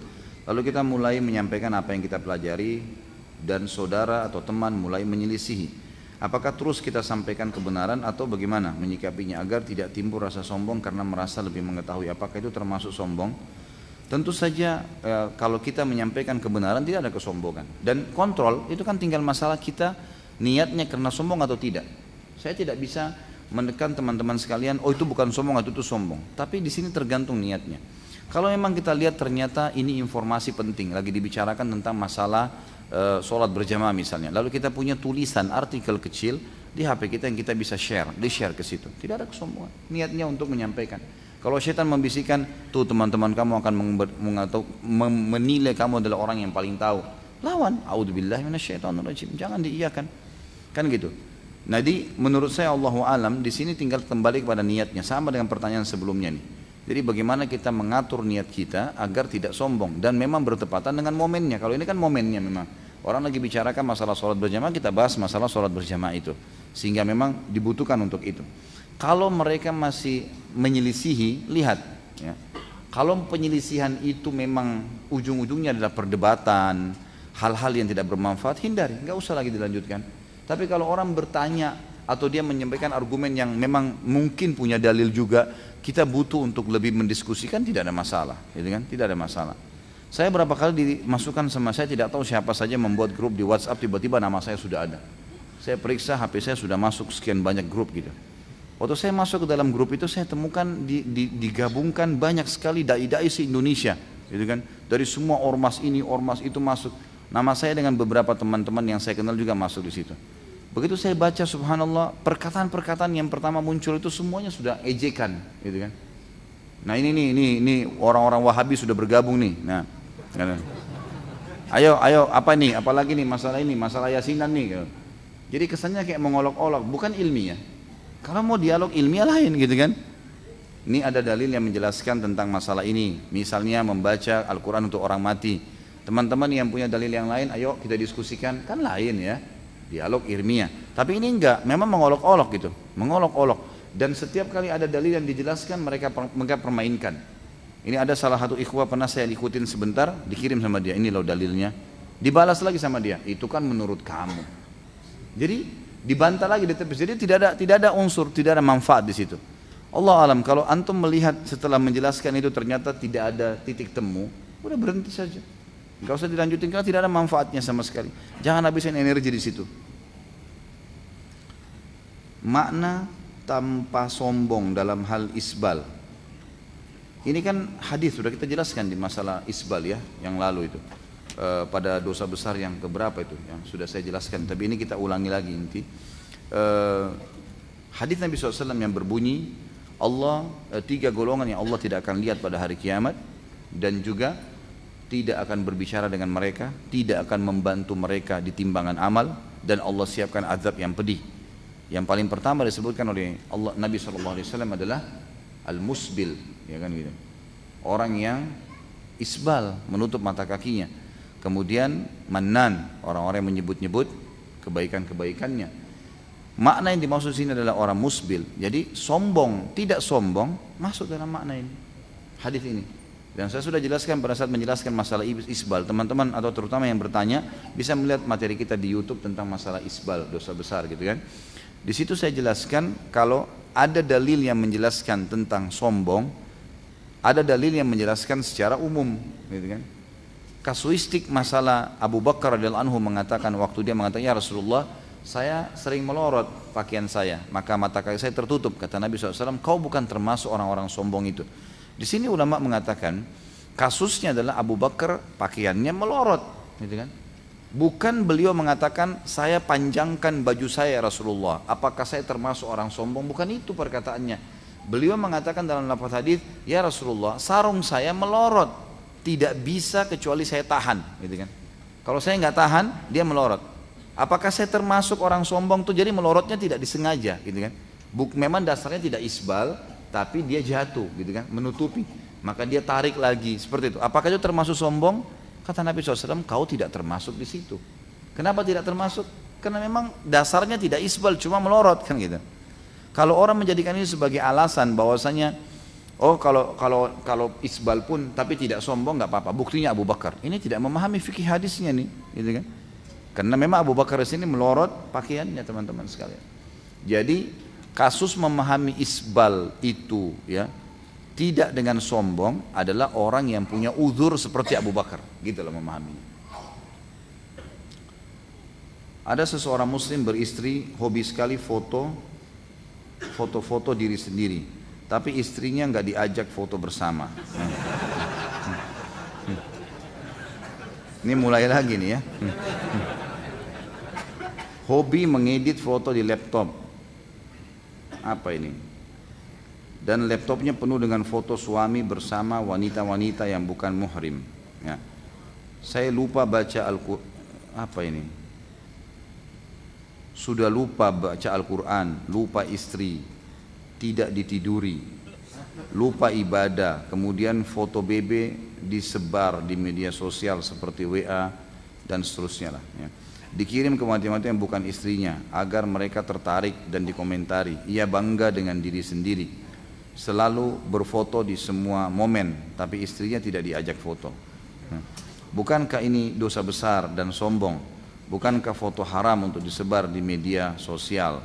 Apakah benar orang yang suka foto diri dan mengedit foto akan disuruh tiupkan ruh kepada foto tersebut di hari kiamat dan dilempar ke dalam api neraka? Pertama gini, masalah foto, hukum foto sendiri itu khilaf di antara ulama, boleh atau tidak. Di sini kembali kepada tujuan foto itu sendiri. Kalau dia tujuannya foto untuk memamer auratnya, gitu kan, untuk melakukan kemaksiatan, ini haram mutlak, mutlak. Seperti orang yang pasang-pasang untuk iklan, untuk macam-macam, itu haram, nggak bisa. Perempuan terbuka auratnya, laki-laki terbuka auratnya, gitu kan. Bahkan saya kaget di salah satu jalan kita di Jakarta ada iklan, saya nggak tahu kok bisa diizinkan tuh iklan pakaian dalam laki-laki dan dia kelihatan sekali gitu, kesannya kayak memamerkan celana dalam itu. Ini sangat tidak beradab ya gitu menurut saya. Tapi ini hal yang diharamkan intinya dalam agama. Kalau orang foto misalnya, dia foto momen, dia lagi kebetulan lagi jalan ke sebuah tempat di luar negeri atau di dalam sebuah tempat atau ada masjid atau ada tempat yang dianggap memang dia butuh untuk menyampaikan ini informasi kepada istri nanti di rumah atau istri kepada suaminya, hanya dia, anak-anaknya misalnya, kemudian diperlihatkan ini loh, bukan untuk dipajang, maka itu masih boleh saja, tidak ada masalah. Ini ulama ada yang membolehkannya, di antaranya Syekh Utsaimin rahimahullah, beliau mengatakan orang foto itu seperti orang lihat dirinya di kaca, sehingga pantulan kaca mengeluarkan persis seperti dia. Beda dengan lukisan, lukisan hanya menerkah. Kalau foto persis seperti dia, bajunya seperti itu ya, bajunya juga seperti dia persis. Maka beliau mengatakan boleh, tapi tetap disepakati oleh para ulama kalau untuk memamer aurat atau kemaksiatan diharamkan. Ini dulu berhubungan dengan masalah hukum foto. Masalah kasus suami foto tidak aja istri, istri foto tidak aja suami, ini hak masing-masing.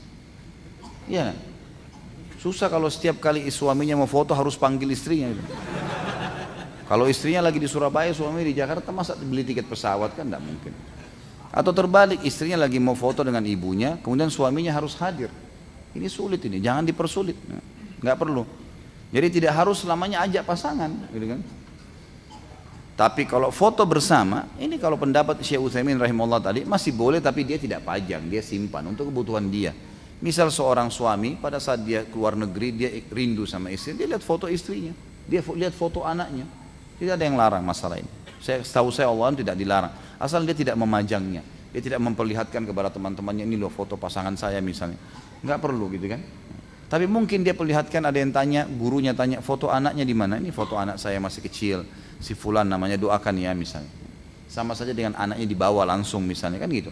Jadi ini semua hal-hal yang masih boleh, tidak ada masalah. Tapi jangan dipaksain untuk selalu sama-sama. Tinggal masalah hukum, bagaimana kalau mengirim foto untuk lawan jenis yang bukan mahram. Dan ini bahasanya bukan mahram, bukan muhrim. Muhrim ini orang pakai baju ihram, gitu. Muhrim. Kalau yang tidak boleh dinikahi mahram, diganti u-nya jadi a, gitu ya. Mahram ini ya kalau mengirim foto dengan yang bukan mahram tergantung. Kita lihat dulu apa tujuannya. Misal ada seseorang mau menikah, kemudian dia harus memberikan biodata kepada calon yang akan dia menikah dengannya. Kebetulan tempatnya berjauhan, dia harus memberikan ini foto saya, ini biodata saya. Allahu a'lam, yang saya tahu, yang saya konsultasikan dengan beberapa ulama, ini tidak ada masalah. Karena memang keadaannya sekarang sudah ada teknologi, gitu kan? Maka boleh, niatnya untuk itu. Niatnya untuk itu. Atau misal ada pendaftaran sebuah kampus jarak jauh, butuh formulir diisi dengan foto, dikirimlah foto tersebut. Tidak ada sesuatu yang melanggar di situ, gitu kan? Sementara di sini yang melihat tadi kalau dia mau menikah adalah lawan jenis bukan mahramnya. Tapi ada sasaran pernikahan secara syar'i dibolehkan, gitu kan? Hanya sebatas itu, dan itu pun tidak boleh ada pelanggaran. Jadi jangan kirim foto yang terbuka aurat misalnya. Kalau mau nazar yang sebenarnya, ya lihat nanti yang misalnya dibolehkan dalam pendapat sebagian ulama fikih, kalau orang melihat wanita, maka si wanita boleh kalau nazar dengan ada mahramnya di rumahnya, itu memperlihatkan beberapa helai rambutnya, gitu kan. Dengan tetap ada kudung misalnya. Kalau niatnya memang sudah nazar untuk nikah, gitu kan, itu boleh. Tetapi tidak boleh mengirim foto yang tidak tutup aurat misalnya, kan itu. Ini kalau seandainya mau nikah. Tapi kalau selain ini niatnya memang untuk tadi misalnya dikomentari supaya dikatakan ini ganteng lah atau ini cantik lah. Ini semua tidak boleh secara syar'i, tidak boleh, haram agamanya. Ini poin sendiri lagi, gitu kan? Jadi perilaku suaminya ibu semoga Allah berikan hidayah salah kalau di sini. Tinggal pertanyaan selanjutnya lagi adalah masalah bukankah itu sombong dan bangga diri masuk dalamnya? Kalau dia pamer-pamer dirinya masuk dalam bangga diri. Dia kirim foto kepada yang bukan mahram, maka itu juga dosa. Jadi ada dosa yang lain di situ, numpuk antara dosa. Masalah kasus foto nanti orang disuruh beli ruh, itu yang lebih tepatnya patung, lukisan, itu memang ada hadisnya. Ini pendapat Allahu alam, saya pun berpegang pada ini ya. Saya masih berpegang pada pendapat-pendapat diantaranya Syekh Utsaimin rahimahullah yang tidak mengharamkan mutlak foto kecuali dalam keadaan-keadaan tadi yang saya sebutkan. Memang ada ulama yang tidak membolehkan sama sekali gitu. Tapi ini akan kesulitan karena misal kita butuh foto untuk ijazah, untuk akte lahir, untuk paspor. Banyak sekali yang dibutuhkan.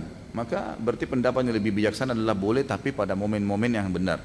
Kalau tadi hadis yang dimaksud itu dikasih ruh adalah patung jelas dengan lukisan yang sifatnya memang nyawa, ya kan?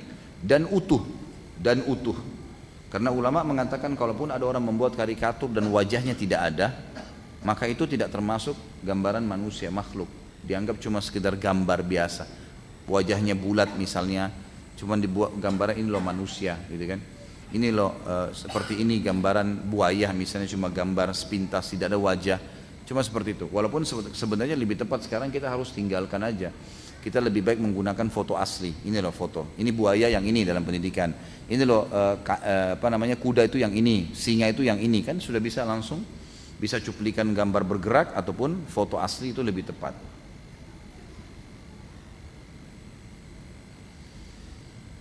Ini banyak curhatnya ibu-ibu rupanya malam ini.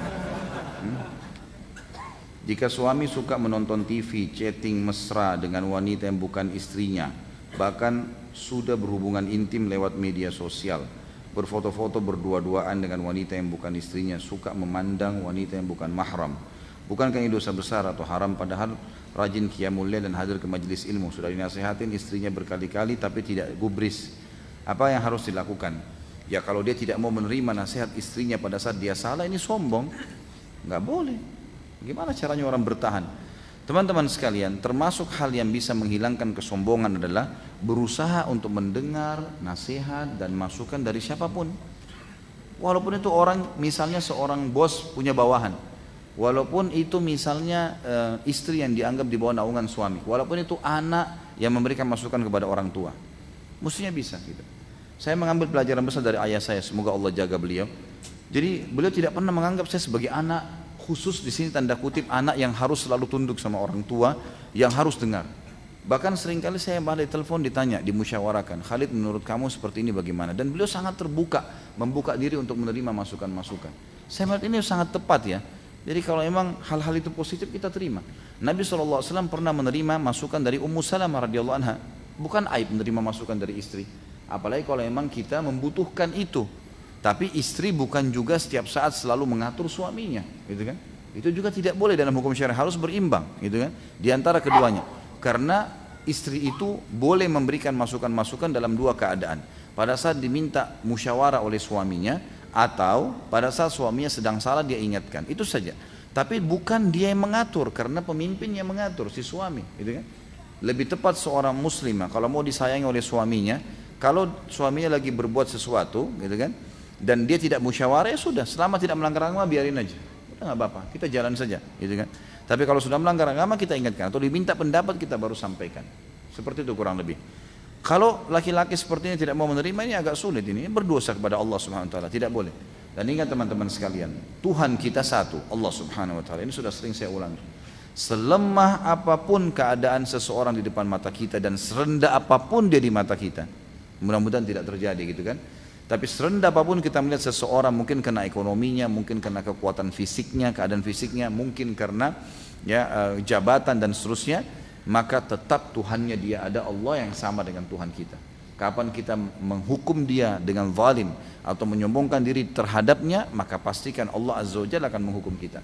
Saya sudah pernah kasih contoh, jangankan manusia, kucing lewat kita tendang, Allah bisa menghukum kita. Karena Tuhannya kucing itu Allah dan sama dengan Tuhan kita. La ilaha illallah. Kucing lari tidak bisa melawan, tapi satu waktu kita jalan ke Seleo, Allah biarkan sakit 2 minggu gara-gara ketendang kucing yang kurang dari berapa detik, kurang dari 1 menit tadi. Jadi harus hati-hati. Seorang suami bisa sombong dari istrinya karena menganggap dialah pemimpin di rumah misalnya. Tapi dia lupa kalau ada Allah Azza wa Jalla. Bahaya ini. Gitu kan? Ini Allah SWT akan menghukum dia. Begitu pula dengan atasan, begitu pula dengan yang lainnya. Allahu a'lam. Saran saya adalah ibu doakan, nasihatin, tidak usah putus asa, tapi dengan cara yang santun. Gitu kan? Tadi Ustaz mengatakan bahwa Abdullah bin Mubarak memiliki sifat lemah lembut. Bagaimana suami yang kasar, keras, kepala dan sombong tidak mau mengalah kepada istri terhadap apapun? Ini betul-betul curhat ibu-ibu malam ini. Kesempatan nih, karena bahasanya sombong. Bagaimana suami yang kasar, keras kepala dan sombong tidak mau mengalah kepada istri terhadap apapun dan tidak bisa berlemah lembut terhadap istri? Sombong tidak mau menerima nasihat istri tentang kebenaran yang didapat dari istri karena ikut kajian sunnah, berkata-kata kasar dan selalu maunya menang sendiri. Apa yang harus dilakukan istri terhadap suami? Ibu harus lihat dulu yang dinilai menang sendiri ini seperti apa. Karena suami itu memang pemimpin, memang dia penentu keputusan. Untuk apa teman-teman sekalian kita pilih presiden satu? Presiden itu untuk apa? Raja untuk apa? Ketua yayasan untuk apa? Kepala sekolah untuk apa? Kenapa harus ada pemimpin satu orang? Dialah penentu keputusan final. Semua di sekitarnya boleh kasih masukan, tapi dia menentukan perang atau tidak, keluar atau tidak. Kenapa kita kalau safar 3 orang kata Nabi SAW, 2 orang malah. Jangan kalian safar 2 atau 3 orang kecuali sudah menunjuk salah satu dari pemimpin. Berhenti pada saat dia berhenti, makan pada saat dia makan, jalan pada saat dia jalan. Gitu kan? Memang sudah begitu, saking pentingnya dalam Islam. Itulah fungsi, dan dalam rumah tangga suami pemimpin. Harus diakui, ibu harus akuin itu tidak bisa. Jadi jangan nanti ibu merasa kecewa dengan suami tidak menerima masukan, itu hak dia. Dia boleh diberikan masukan, masalah dia memilih A atau B itu keputusan dia. Terserah, yang penting tidak melanggar agama, harusnya begitu. Ibu harus bisa dipimpin, emang begitu, itu yang pertama dulu. Kalau yang dimaksud di sini memang suami keras kepala dalam arti kata, pelanggaran agama, seperti kasus pertanyaan sebelumnya, pelanggaran agama yang dia lakukan dan tidak mau diingatkan, ini lain. Ini dia yang zalim, nggak boleh. Si istri boleh tetap ngomong, boleh tetap mempertahankan kebenaran, tidak ada masalah. Walaupun suaminya merasa jenuh, nggak bisa. Walaupun dia mengatakan nanti kamu durhaka, enggak, ini bukan masalah durhaka, kamu melanggar agama, nggak boleh dibiarkan. Emang begitu, ingkar mungkar, gitu kan? Harusnya begitu. Allahu a'lam. Jadi hampir jawaban saya seperti tadi di awal-awal itu. Kalau memang lihat keadaan dan kondisinya, gitu. Kalau dikatakan suami keras, tidak boleh keras teman-teman. Laki-laki di sini tidak boleh keras, jangan keras. Bukan keras. Tidak boleh keras dengan pasangan, dengan anak, bukan. Tegas boleh. Bedain, tadi saya bilang kan, tegas itu kamu jangan begini, saya tidak suka. Kamu harus begini, itu tegas. Nabi SAW tegas dengan Aisyah radhiyallahu anha pada saat melihat ada gorden yang ada gambar ya, hewan hidupnya. Lalu Nabi SAW tegas mengingatkan Aisyah, suruh, kesannya Nabi SAW memberikan isyarat suruh turunkan itu dengan ketegasan, tapi tidak marah-marah, tidak dengan teriak-teriak misalnya. Nabi SAW pernah ya, menghajar, memboikot istri-istri beliau sebulan, tidak ajak ngomong, gitu kan? Karena mereka demo untuk meminta dinaikkan nafkah, rame-rame, gitu. Maka Nabi SAW berazam untuk tidak menghajar mereka, tidak mengajak bicara mereka selama sebulan, gitu. Maka ini perilaku Nabi. Tapi Nabi SAW tidak datang untuk marah-marah, menghardik mereka kasar-kasar, enggak, gitu. Ibu-ibu juga harus bedakan mana kasar dan mana tegasnya suami. Kalau suami mengatakan, saya minta kamu jangan keluar, saya minta kamu jaga anak-anak, itu bukan kasar loh ya, itu tegas. Dia pertegas kemauannya, apa yang dia titahkan, itu wajar. Kasar itu matanya melotot, suka mengancam dengan ini, saya pukul muka kamu. Wah ini, itu kasar itu. Untuk apa? Di sana tuh berangkat ke Israel pukul tuh Yahudi. Nah itu. Masa istri yang mau dibox gitu. Nah.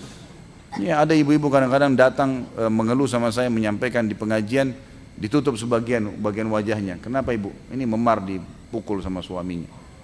Ini kenapa ini? Mau latihan box gitu. Pergi ke Senayan ya.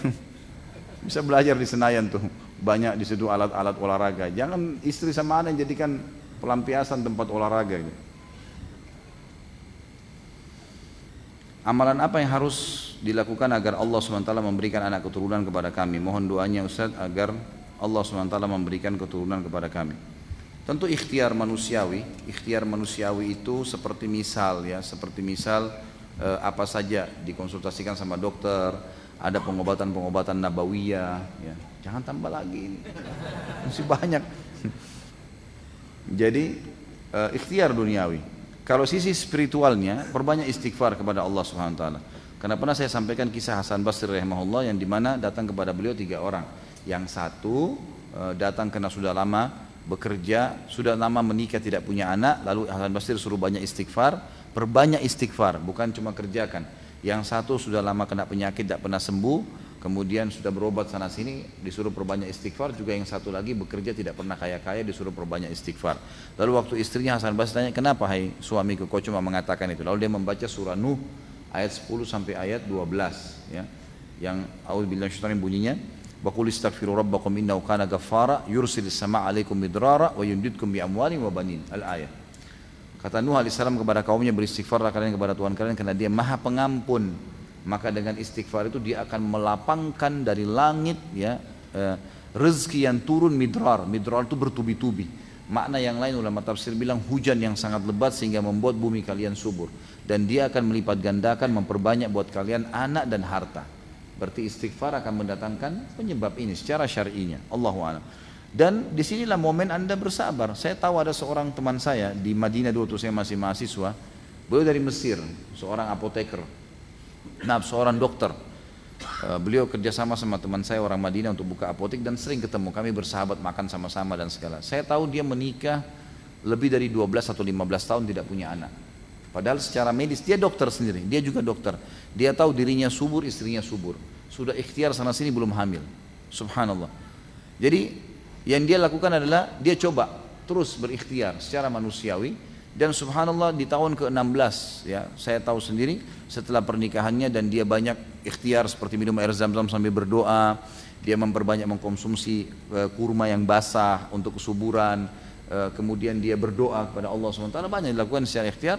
Dan alhamdulillah pada saat hamil istrinya malah kembar gitu, dapat anak kembar dan dua-duanya laki-laki gitu. Dan setelah itu alhamdulillah setelah itu dimudahkan oleh Allah SWT untuk sering hamil istrinya. Jadi terhambat beberapa waktu, pasti Allah lebih tahu hikmahnya gitu kan. Paling tidak kita tahu Anda akan mendapatkan pahala sabar.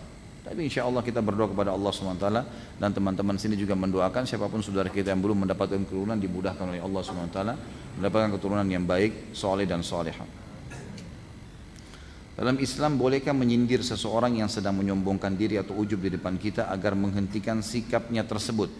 Tidak usah sindir, ingatkan aja. Terutama jangan sampai sombong dia kita balas dengan sombong, kan gitu. Dia dosa kita dosa, gitu. Ini jangan dilakukan. Mungkin antum sudah bisa bayangkan seperti apalah kalau misalnya jalan dengan sombong lalu dia tunjukkan lebih sombong jalannya. Ini nggak boleh, gitu kan.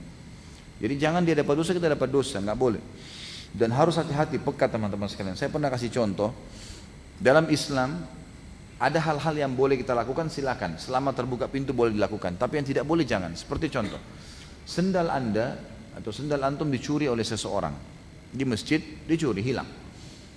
Yang kita boleh lakukan adalah berdoa kepada Allah untuk dikembalikan sendalnya. Itu satu. Yang kedua, karena kita tahu ini, boleh kita doakan agar Allah menghukum si pencuri. Boleh.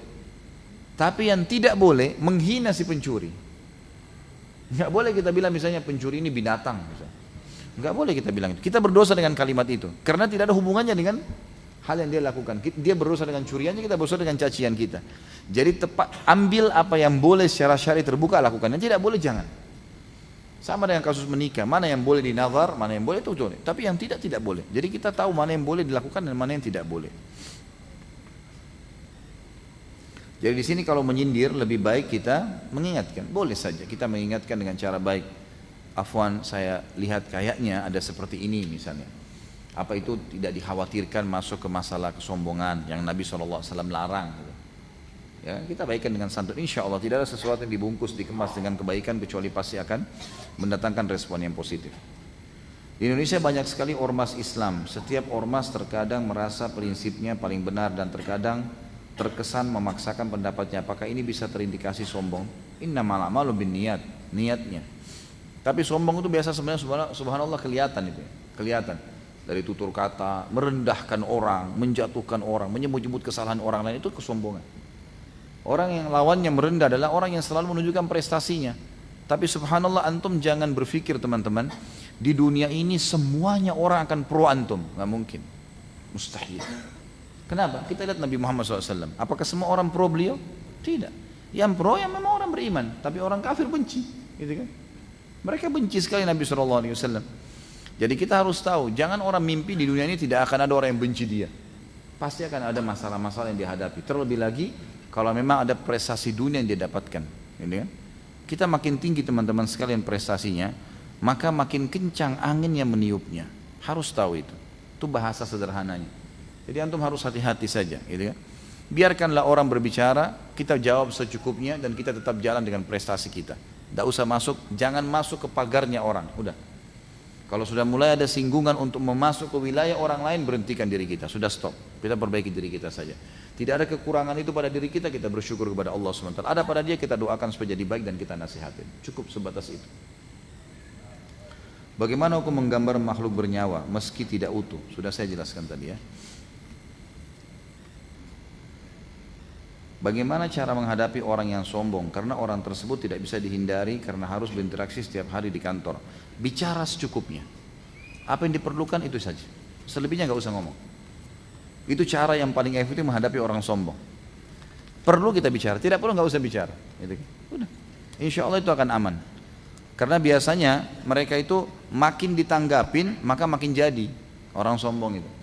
Jadi nggak usah ditanggapi. Ngomong secukupnya sudah selesai. Ya. Saya kuliah di sebuah kampus dan saya pada saat itu telat melakukan pembayaran sebesar 250.000 dan saya langsung mendapatkan status DO dan pihak kampus mau mengaktifkan kembali setelah saya membayar uang sebesar 6 juta. Bagaimana pendapat Ustaz tentang kejadian tersebut? Apakah ini termasuk dosa besar yang dilakukan pihak kampus terhadap saya? Tentu tergantung peraturan dan kesepakatan. Kalau peraturan kesepakatan telat pembayaran memang begitu akadnya, sekali telat terbayar maka akan dikeluarkan dari kampus dan Anda masuk ke kampus itu dengan mengetahui syarat itu. Kita masuk membayar karena tahu, berarti kita sudah mengiyakan, menandatangani dokumennya, maka berarti betul langkah kampus untuk mendeo. Kemudian kalau kita masuk kembali dianggap mendaftar baru, membayar dengan 6 juta ini tidak salah. Kalau memang itu peraturannya, gitu kan? Makanya kita masuk di sini sesuai dengan akad, kata Nabi SAW, orang mukmin sesuai dengan akad yang disepakati. Tapi kalau memang ini tidak ada sebenarnya, hanya buatan saja, karena dia digunakan momen kesempatan ini mahasiswa setiap yang DO, kalau mau kembali harus bayar 6 juta, kesannya kayak sogokan, gitu kan? Dan ini tidak ada peraturan baku dalam masalah itu, maka itu jelas dosa besar, kezaliman, tidak boleh. Ya. Allahu alam. Ini yang ditanya tadi kan, apakah itu dosa besar atau tidak? Makanya saya rincikan sesuai dengan keadaannya.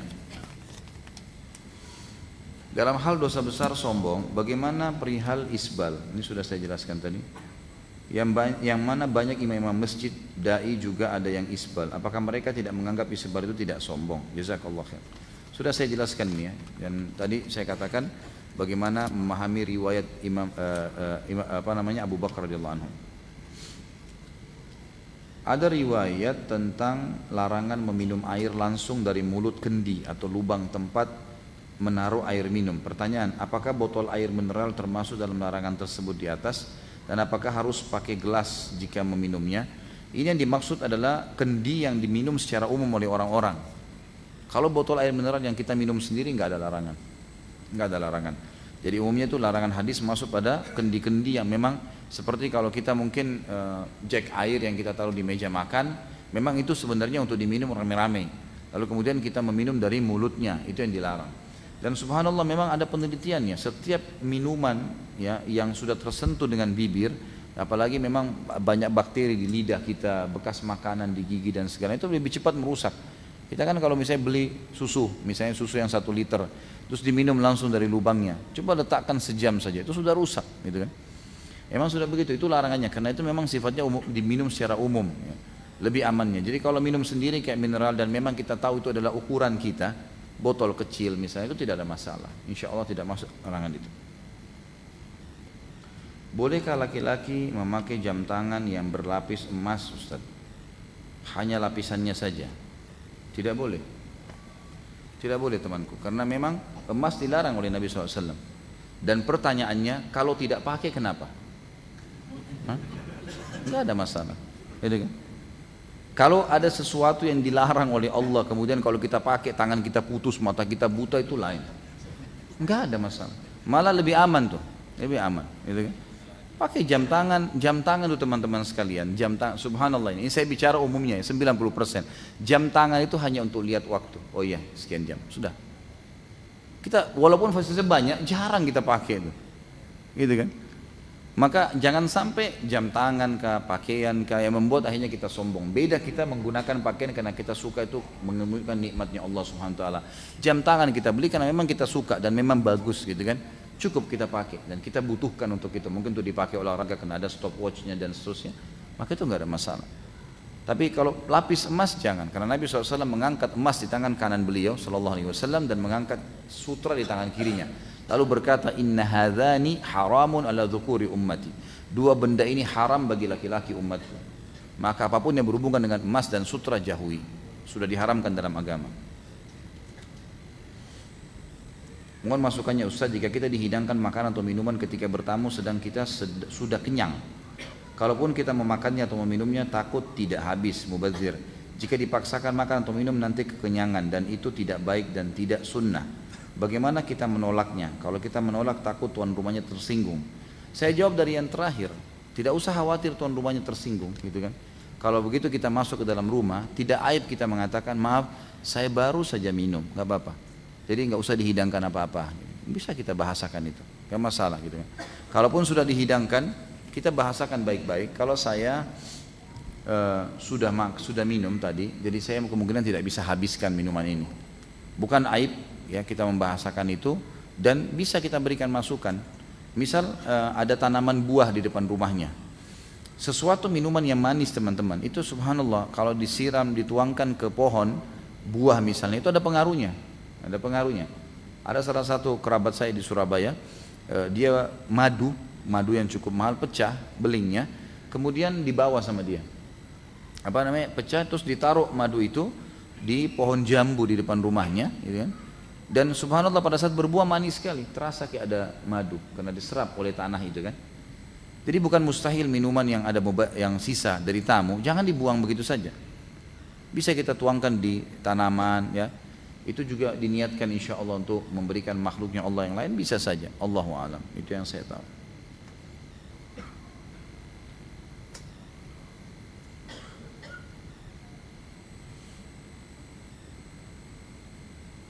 Ini tidak sesuai dengan tema, tapi baik saya jawab teman-teman sekalian. Apa pendapat Ustaz tentang soal Ustadz Sururi? Soalnya ada yang menyampaikan ke saya bahwa dalam salafi ada ustadz-ustadznya yang menyimpang dan tidak sesuai dengan pemahaman salafus saleh. Mohon penjelasannya Ustaz biar kami tidak bingung. Kalau Sururi ini istilah sebenarnya baru ada sekarang. Ini dinisbatkan kepada teman-teman kita yang menisbatkan kepada dakwah salaf. Tetapi mereka masih mencampur baurkan dengan metode-metode dakwah dari ya kelompok-kelompok Islam yang ada. Kurang lebih seperti itulah ya. Seperti misalnya adanya eksklusif dalam taklim ya. Kasus misalnya kayak taklim kita ini terbuka, siapa saja boleh datang, mau yang sudah jadi yang ikut pengajian saya dari lama atau yang baru datang, bebas-bebas saja. Semestinya harus begitu halaqah ilmiah. Tapi kalau ada dieksklusifkan ya, jadi tidak boleh datang kecuali yang sudah ikut pengajian sudah lama. Nah ini ada ijtihad dari beberapa kelompok Islam yang menganggap ini adalah boleh gitu.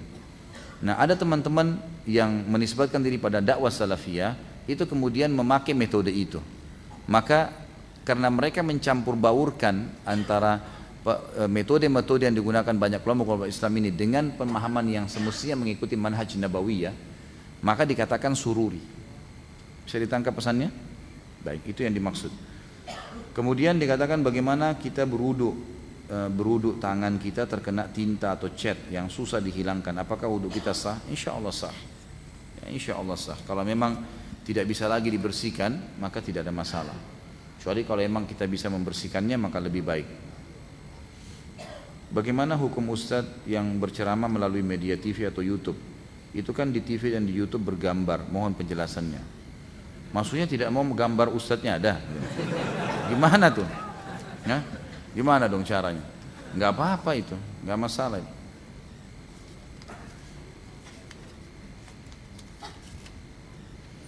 Ustadz, apakah sombong juga termasuk riya? Apakah orang yang tidak mau berdoa termasuk sombong? Jika belum punya anak lalu hanya pasrah mengharapkan takdir dengan pemikiran dikasih ya syukur dan enggak dikasih ya sudah, suka-sukanya Allah saja. Nah, apakah ciri orang seperti ini termasuk sombong atau pasrah terhadap takdir? Ini sama saja kertasnya kecil tapi 3 pertanyaan. Baik. Apakah sombong itu termasuk riya gitu kan? Tidak masuk, beda. Riya menghiasi ibadah karena makhluk. Sombong memang menganggap remeh orang. 2 perbuatan salah, perbuatan haram dalam agama yang berbeda. Ya. Sama kasus zina sama curi, beda. Tapi dua-duanya dosa besar. Ya. Apakah orang yang tidak mau berdoa termasuk sombong? Dalam hadis riwayat Tirmidzi dikatakan iya. Kata Nabi SAW, "Man lam yad'ullah yaghdab alaih." Gitu kan? Siapa yang tidak berdoa kepada Allah, maka Allah murka padanya.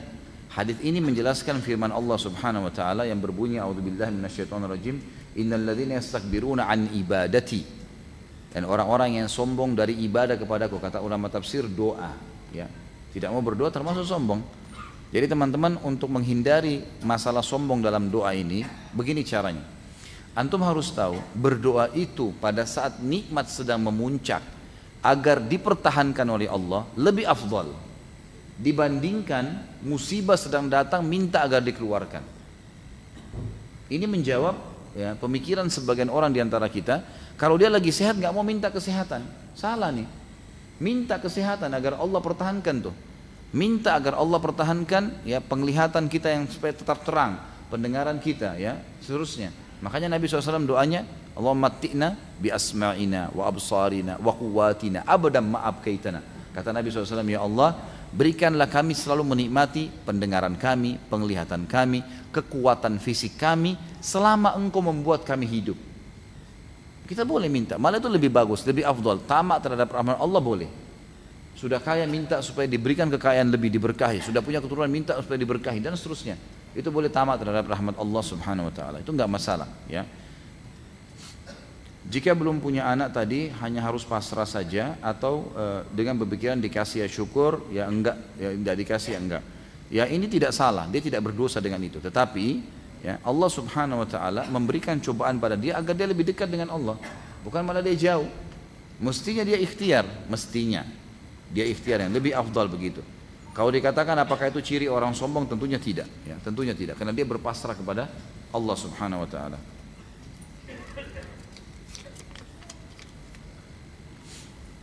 Kadang kita sudah mengenal sunnah dibilang sombong oleh orang awam yang belum mengenal sunnah. Contohnya kalau tidak mau bersalaman setelah sholat dan tidak berbaur bersama orang-orang yang masih isbal celananya. Memang saya temukan secara pribadi banyak ikhwah yang sudah ikut sunnah, memang kesannya sombong, kesannya sombong. Seperti misalnya nggak mau senyum dengan orang, tidak mau memulai memberikan salam, gitu kan? Jadi biar orang isbal akhi, salam. Ucapkan salam, salaman dengan dia belum tahu misalnya. Gitu kan. Kalau habis sholat karena tidak ada perintahnya, tapi kalau orang itu tidak mengerti, dia niatnya mau salaman, antum jawab salamnya, tidak berdosa itu. Enggak berdosa kita menjawab salamnya dia. Jangan antum tolak. Karena dia niatnya mau salaman, kita juga niatnya jangan hubungkan dengan momen habis sholat. Karena orang muslim mengulurkan tangannya kita salaman sama dia. Yang penting jangan kita yang memulainya, gitu kan? Hanya seperti itu. Jadi kita bisa sebenarnya mengemasnya supaya dia tidak menjadi hal yang dilarang. Gitu. Ya. Bagaimana cara menghadapi orang yang sombong? Apakah harus kita sombongi juga? Tinggikan agar dia jerah. Ini sudah saya jelaskan tadi ya.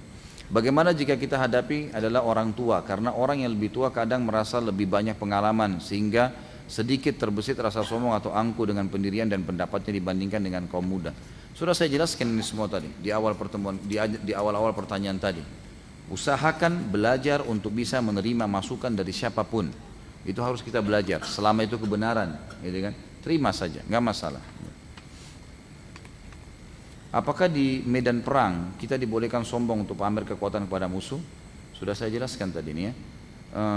Bagaimana jika di dalam suatu ajang kejuaraan, misal untuk menakut-nakuti musuh lawan kita, boleh kita sombong untuk menurunkan mental musuh? Tidak usah sombong, menunjukkan praktek gerakan-gerakan boleh, gitu kan? Boleh saja.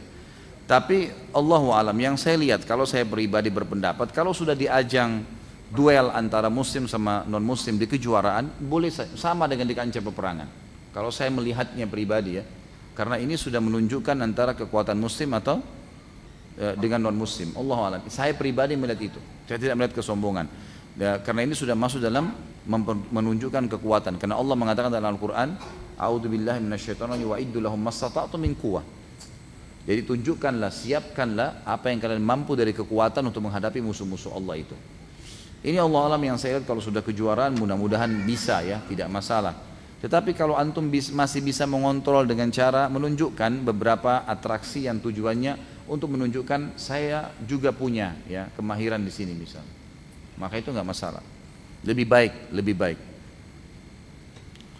Slogan atlet untuk memenangkan suatu pertandingan biasanya dimotivasi dengan semangat ngotot dan pantang menyerah. Apakah hal atau sifat ini termasuk sombong? Karena ada pepatah bilang di atas langit masih ada langit. Allahu alam, saya sarankan untuk jangan. Kalau misalnya biasanya kan begitu ya, dimotivasi untuk supaya menyombongkan diri, sebaiknya jangan, hindari. Lebih baik saran saya sekarang, teman-teman atlet ini kalau lagi dalam kejuaraan, maka menggunakan zikrullah. Ya, kenapa tidak? Kenapa tidak takbir misalnya? Kenapa tidak pada saat duduk memotivasi temannya yang akan bertanding dengan motivasi? Yakinlah Allah akan memberikan kita kemenangan. Begini, motivasi yang positif dalam ibadah. Ikhlaskan niat, insya Allah Allah akan tinggikan agamanya dengan ini. Kan banyak motivasi yang baik. Jadi tidak usah slogan kata-kata kotor. Karena saya tahunya begitu, kadang-kadang juga ada orang kata-kata kotor diucapkan untuk membuat si orang ini emosi, nanti bisa melawan musuhnya. Dan saya yakin teman-teman yang belajar bela diri juga tahu, orang kan makin bisa terkontrol emosinya, maka makin terkontrol ya keterampilannya, gitu kan. Kalau tidak terkontrol ini, maka akan jadi masalah buat dia. Kalau posisinya anak lalu ingin berangkatkan umroh haji orang tua yang masih hidup, tapi anak belum haji dan umroh, dan biaya yang ada hanya untuk 2 orang, bagaimana? Anak itu sendiri berangkat dulu, walaupun orang tuanya. Kenapa? Karena yang wajib sekarang siapa? Si anak punya uang, orang tuanya nggak punya uang. Sekarang bisa cukup untuk haji. Siapa yang wajib pergi haji? Si anak. Orang tuanya nggak ada kewajiban. Antum harus dahulukan diri. Setelah antum haji, tahun depan hajikan orang tua, silakan. Oh, kalau saya sudah haji orang tua saya nggak bisa, nggak masalah. Karena yang wajib Anda, bukan dia, gitu kan? Walaupun itu orang tua. Dan ini dihubungkan dengan bahasan tadi yang saya sudah jelaskan.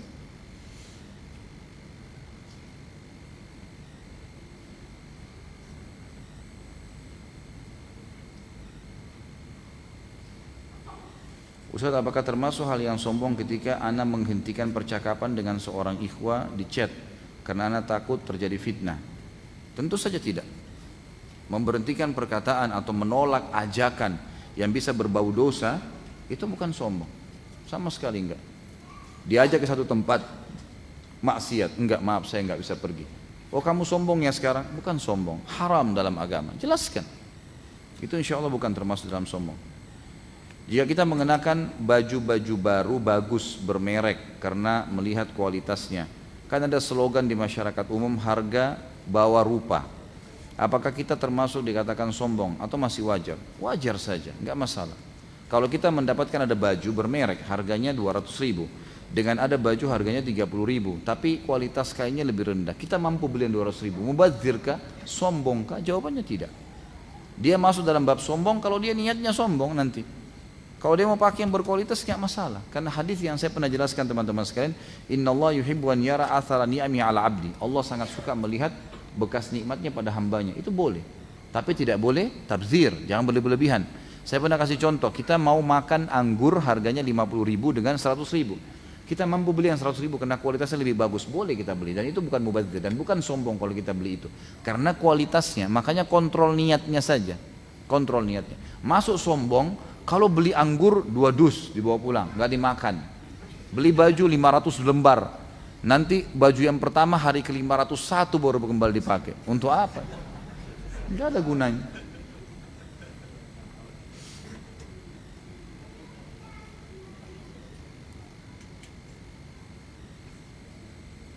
Rasulullah SAW mengajarkan kepada kita untuk buang air dengan jongkok. Bagaimana apabila biasa duduk, jadi nggak bisa jongkok? Apakah sombong? Sebenarnya teman-teman sekalian, yang dimaksud dengan duduk di sini ya, dalam hadis jongkok itu adalah sama dengan duduk kata ulama. Nggak ada bedanya. Itu sama dengan duduk. Cuman memang di zaman Nabi SAW karena posisi seperti kalau WC kita zaman dulu belum ada jongkokan. A'azzakumullah, semoga Allah muliakan anda karena kita bicara masalah WC. Maka tidak ada masalah karena jongkok di zaman dulu itu memang tidak ada momen untuk alat seperti duduk kayak kita sekarang. Kata ulama, dengan adanya duduk sekarang sama saja, intinya tidak berdiri. Karena lawan berdiri, jongkok atau duduk kan sama gitu. Jadi dua-duanya insya Allah masuk. Jadi tidak ada masalah. Allahu a'lam, yang saya tahu masalah ini. Baik, ini saya tidak bisa baca semua teman-teman, saya akan tambahkan 1-2 saja.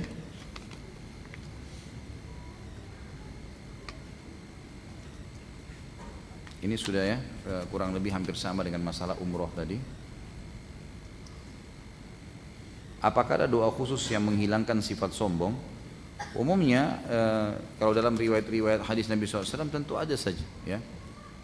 Rabbi a'udzubika minal kasali wa su'il kibr. Ada doa itu ya. Itu dibaca oleh Nabi SAW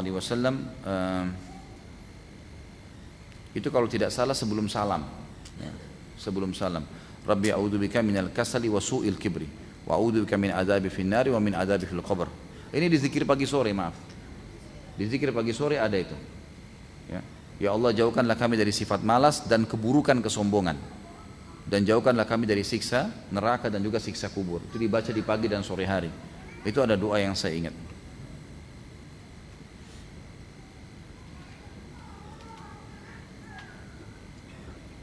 Ustadz, ulama atau keluarga Raja Arab yang saya lihat di TV atau foto terlihat jubahnya masih isbal, dan isbal itu tanda kesombongan dan tidak disukai Allah. Itu secara individu ya, mungkin ada orang memang yang kita lihat, tidak semua. Saya sudah pernah bahasakan orang di Saudi itu berarti semuanya sudah paham sunnah ya. Saya pernah jelaskan teman-teman, ada orang di Saudi yang belum pernah haji, ada orang di Saudi tinggal di Mekah nggak sholat di Masjid Haram, ada. Hidayah, subhanallah. Jadi tidak bisa jadikan tolok ukur ya, tidak boleh dijadikan tolok ukur. Jadi itu pelanggaran, walaupun dia orang Saudi, walaupun dia keluarga raja, kalau dia salah ya salah. Maksudnya kan begitu, karena tolak ukur adalah hukum agama. Ustaz, apakah sifat yang tidak pengen sama dengan orang lain atau tampil beda, maksudnya pakaian tidak pengen sama, kendaraan tidak pengen sama, dalam hal apapun tidak pengen ada menyamainya, apakah itu termasuk sifat sombong? Kira-kira bisa nggak seperti ini? Kira-kira ya, misal dia mau pakai mobil yang tidak ada mereknya di dunia, nah, ada nggak? Ya sulit, nggak bisa. Walaupun dia bikin sendiri, kan? Kalau dia bisniskan orang akan beli. Emang kenapa kalau sama? Kira-kira nggak apa-apa, nggak masalah. Sama nggak masalah, gitu kan? Kalau kita memang mau jahit baju sendiri dengan niat memang ini karena saya suka modelnya, nggak apa-apa. Tapi jangan bawa, oh supaya saya tidak disaingi oleh orang lain. Tidak usah ke situ, nanti terbuka pintu sombong soalnya. Lebih amannya dihindari. Allahu a'lam. Baik, sudah jam 9 lewat teman-teman sekalian. Kita tidak bisa bacakan, tinggal beberapa pertanyaan. Mudah-mudahan yang ada di depan saya ini yang sudah termasuk apa yang kita jawab tadi. Kita berdoa kepada Allah Subhanahu wa taala, semoga majelis kita diberkahi olehnya dan dijadikan ini sebagai tambahan ya, amal, timbangan amal kita pada hari kiamat. Semoga Allah senantiasa mengikhlaskan niat kita, mengampuni segala dosa-dosa yang pernah kita lakukan, juga kedua orang tua kita dan seluruh muslimin dan muslimat. Semoga Allah memberikan hidayah yang belum dapat hidayah, dimudahkan untuk mengamalkan orang yang sudah dapat ilmu dan hidayah. Semua yang belum menikah dimudahkan mendapatkan pasangan yang baik dan soleh dan soleha. Yang belum punya keturunan diberikan keturunan yang soleh dan soleha. Juga yang masih terlilit utang dilunasi utangnya oleh Allah Subhanahu wa taala, yang sakit diangkat penyakitnya, dan seluruh muslimin di seluruh muka bumi, terutama di Palestina, di Syria, di Yaman, di Irak, di Myanmar yang sedang tertindas. Semoga Allah ikhlaskan niat mereka, kokohkan telapak kaki mereka, terima para syuhada mereka, dan juga Allah muliakan Islam di tangan mereka dan tangan kita, dan semoga Allah partisipasikan kita bersama mereka di pahala, baik dengan doa dan harta juga dengan jiwa kita, dan semoga Allah dengan kemahamurahannya yang saya yakin sedang melihat kita sekarang dan malaikatnya juga hadir di majelis ilmu yang mulia ini, agar menyatukan kita semua di surga firdausnya tanpa hisab, di mana ia satukan kita di majelis ilmu yang mulia ini. Pada benar dari Allah, pada salah dari saya mohon dimaafkan, dan saya beristighfar kepada Allah. Subhanakallahumma wa bihamdika asyhadu an la ilaha illallah astaghfirullah wa atubu ilaik. Wassalamualaikum warahmatullahi wabarakatuh.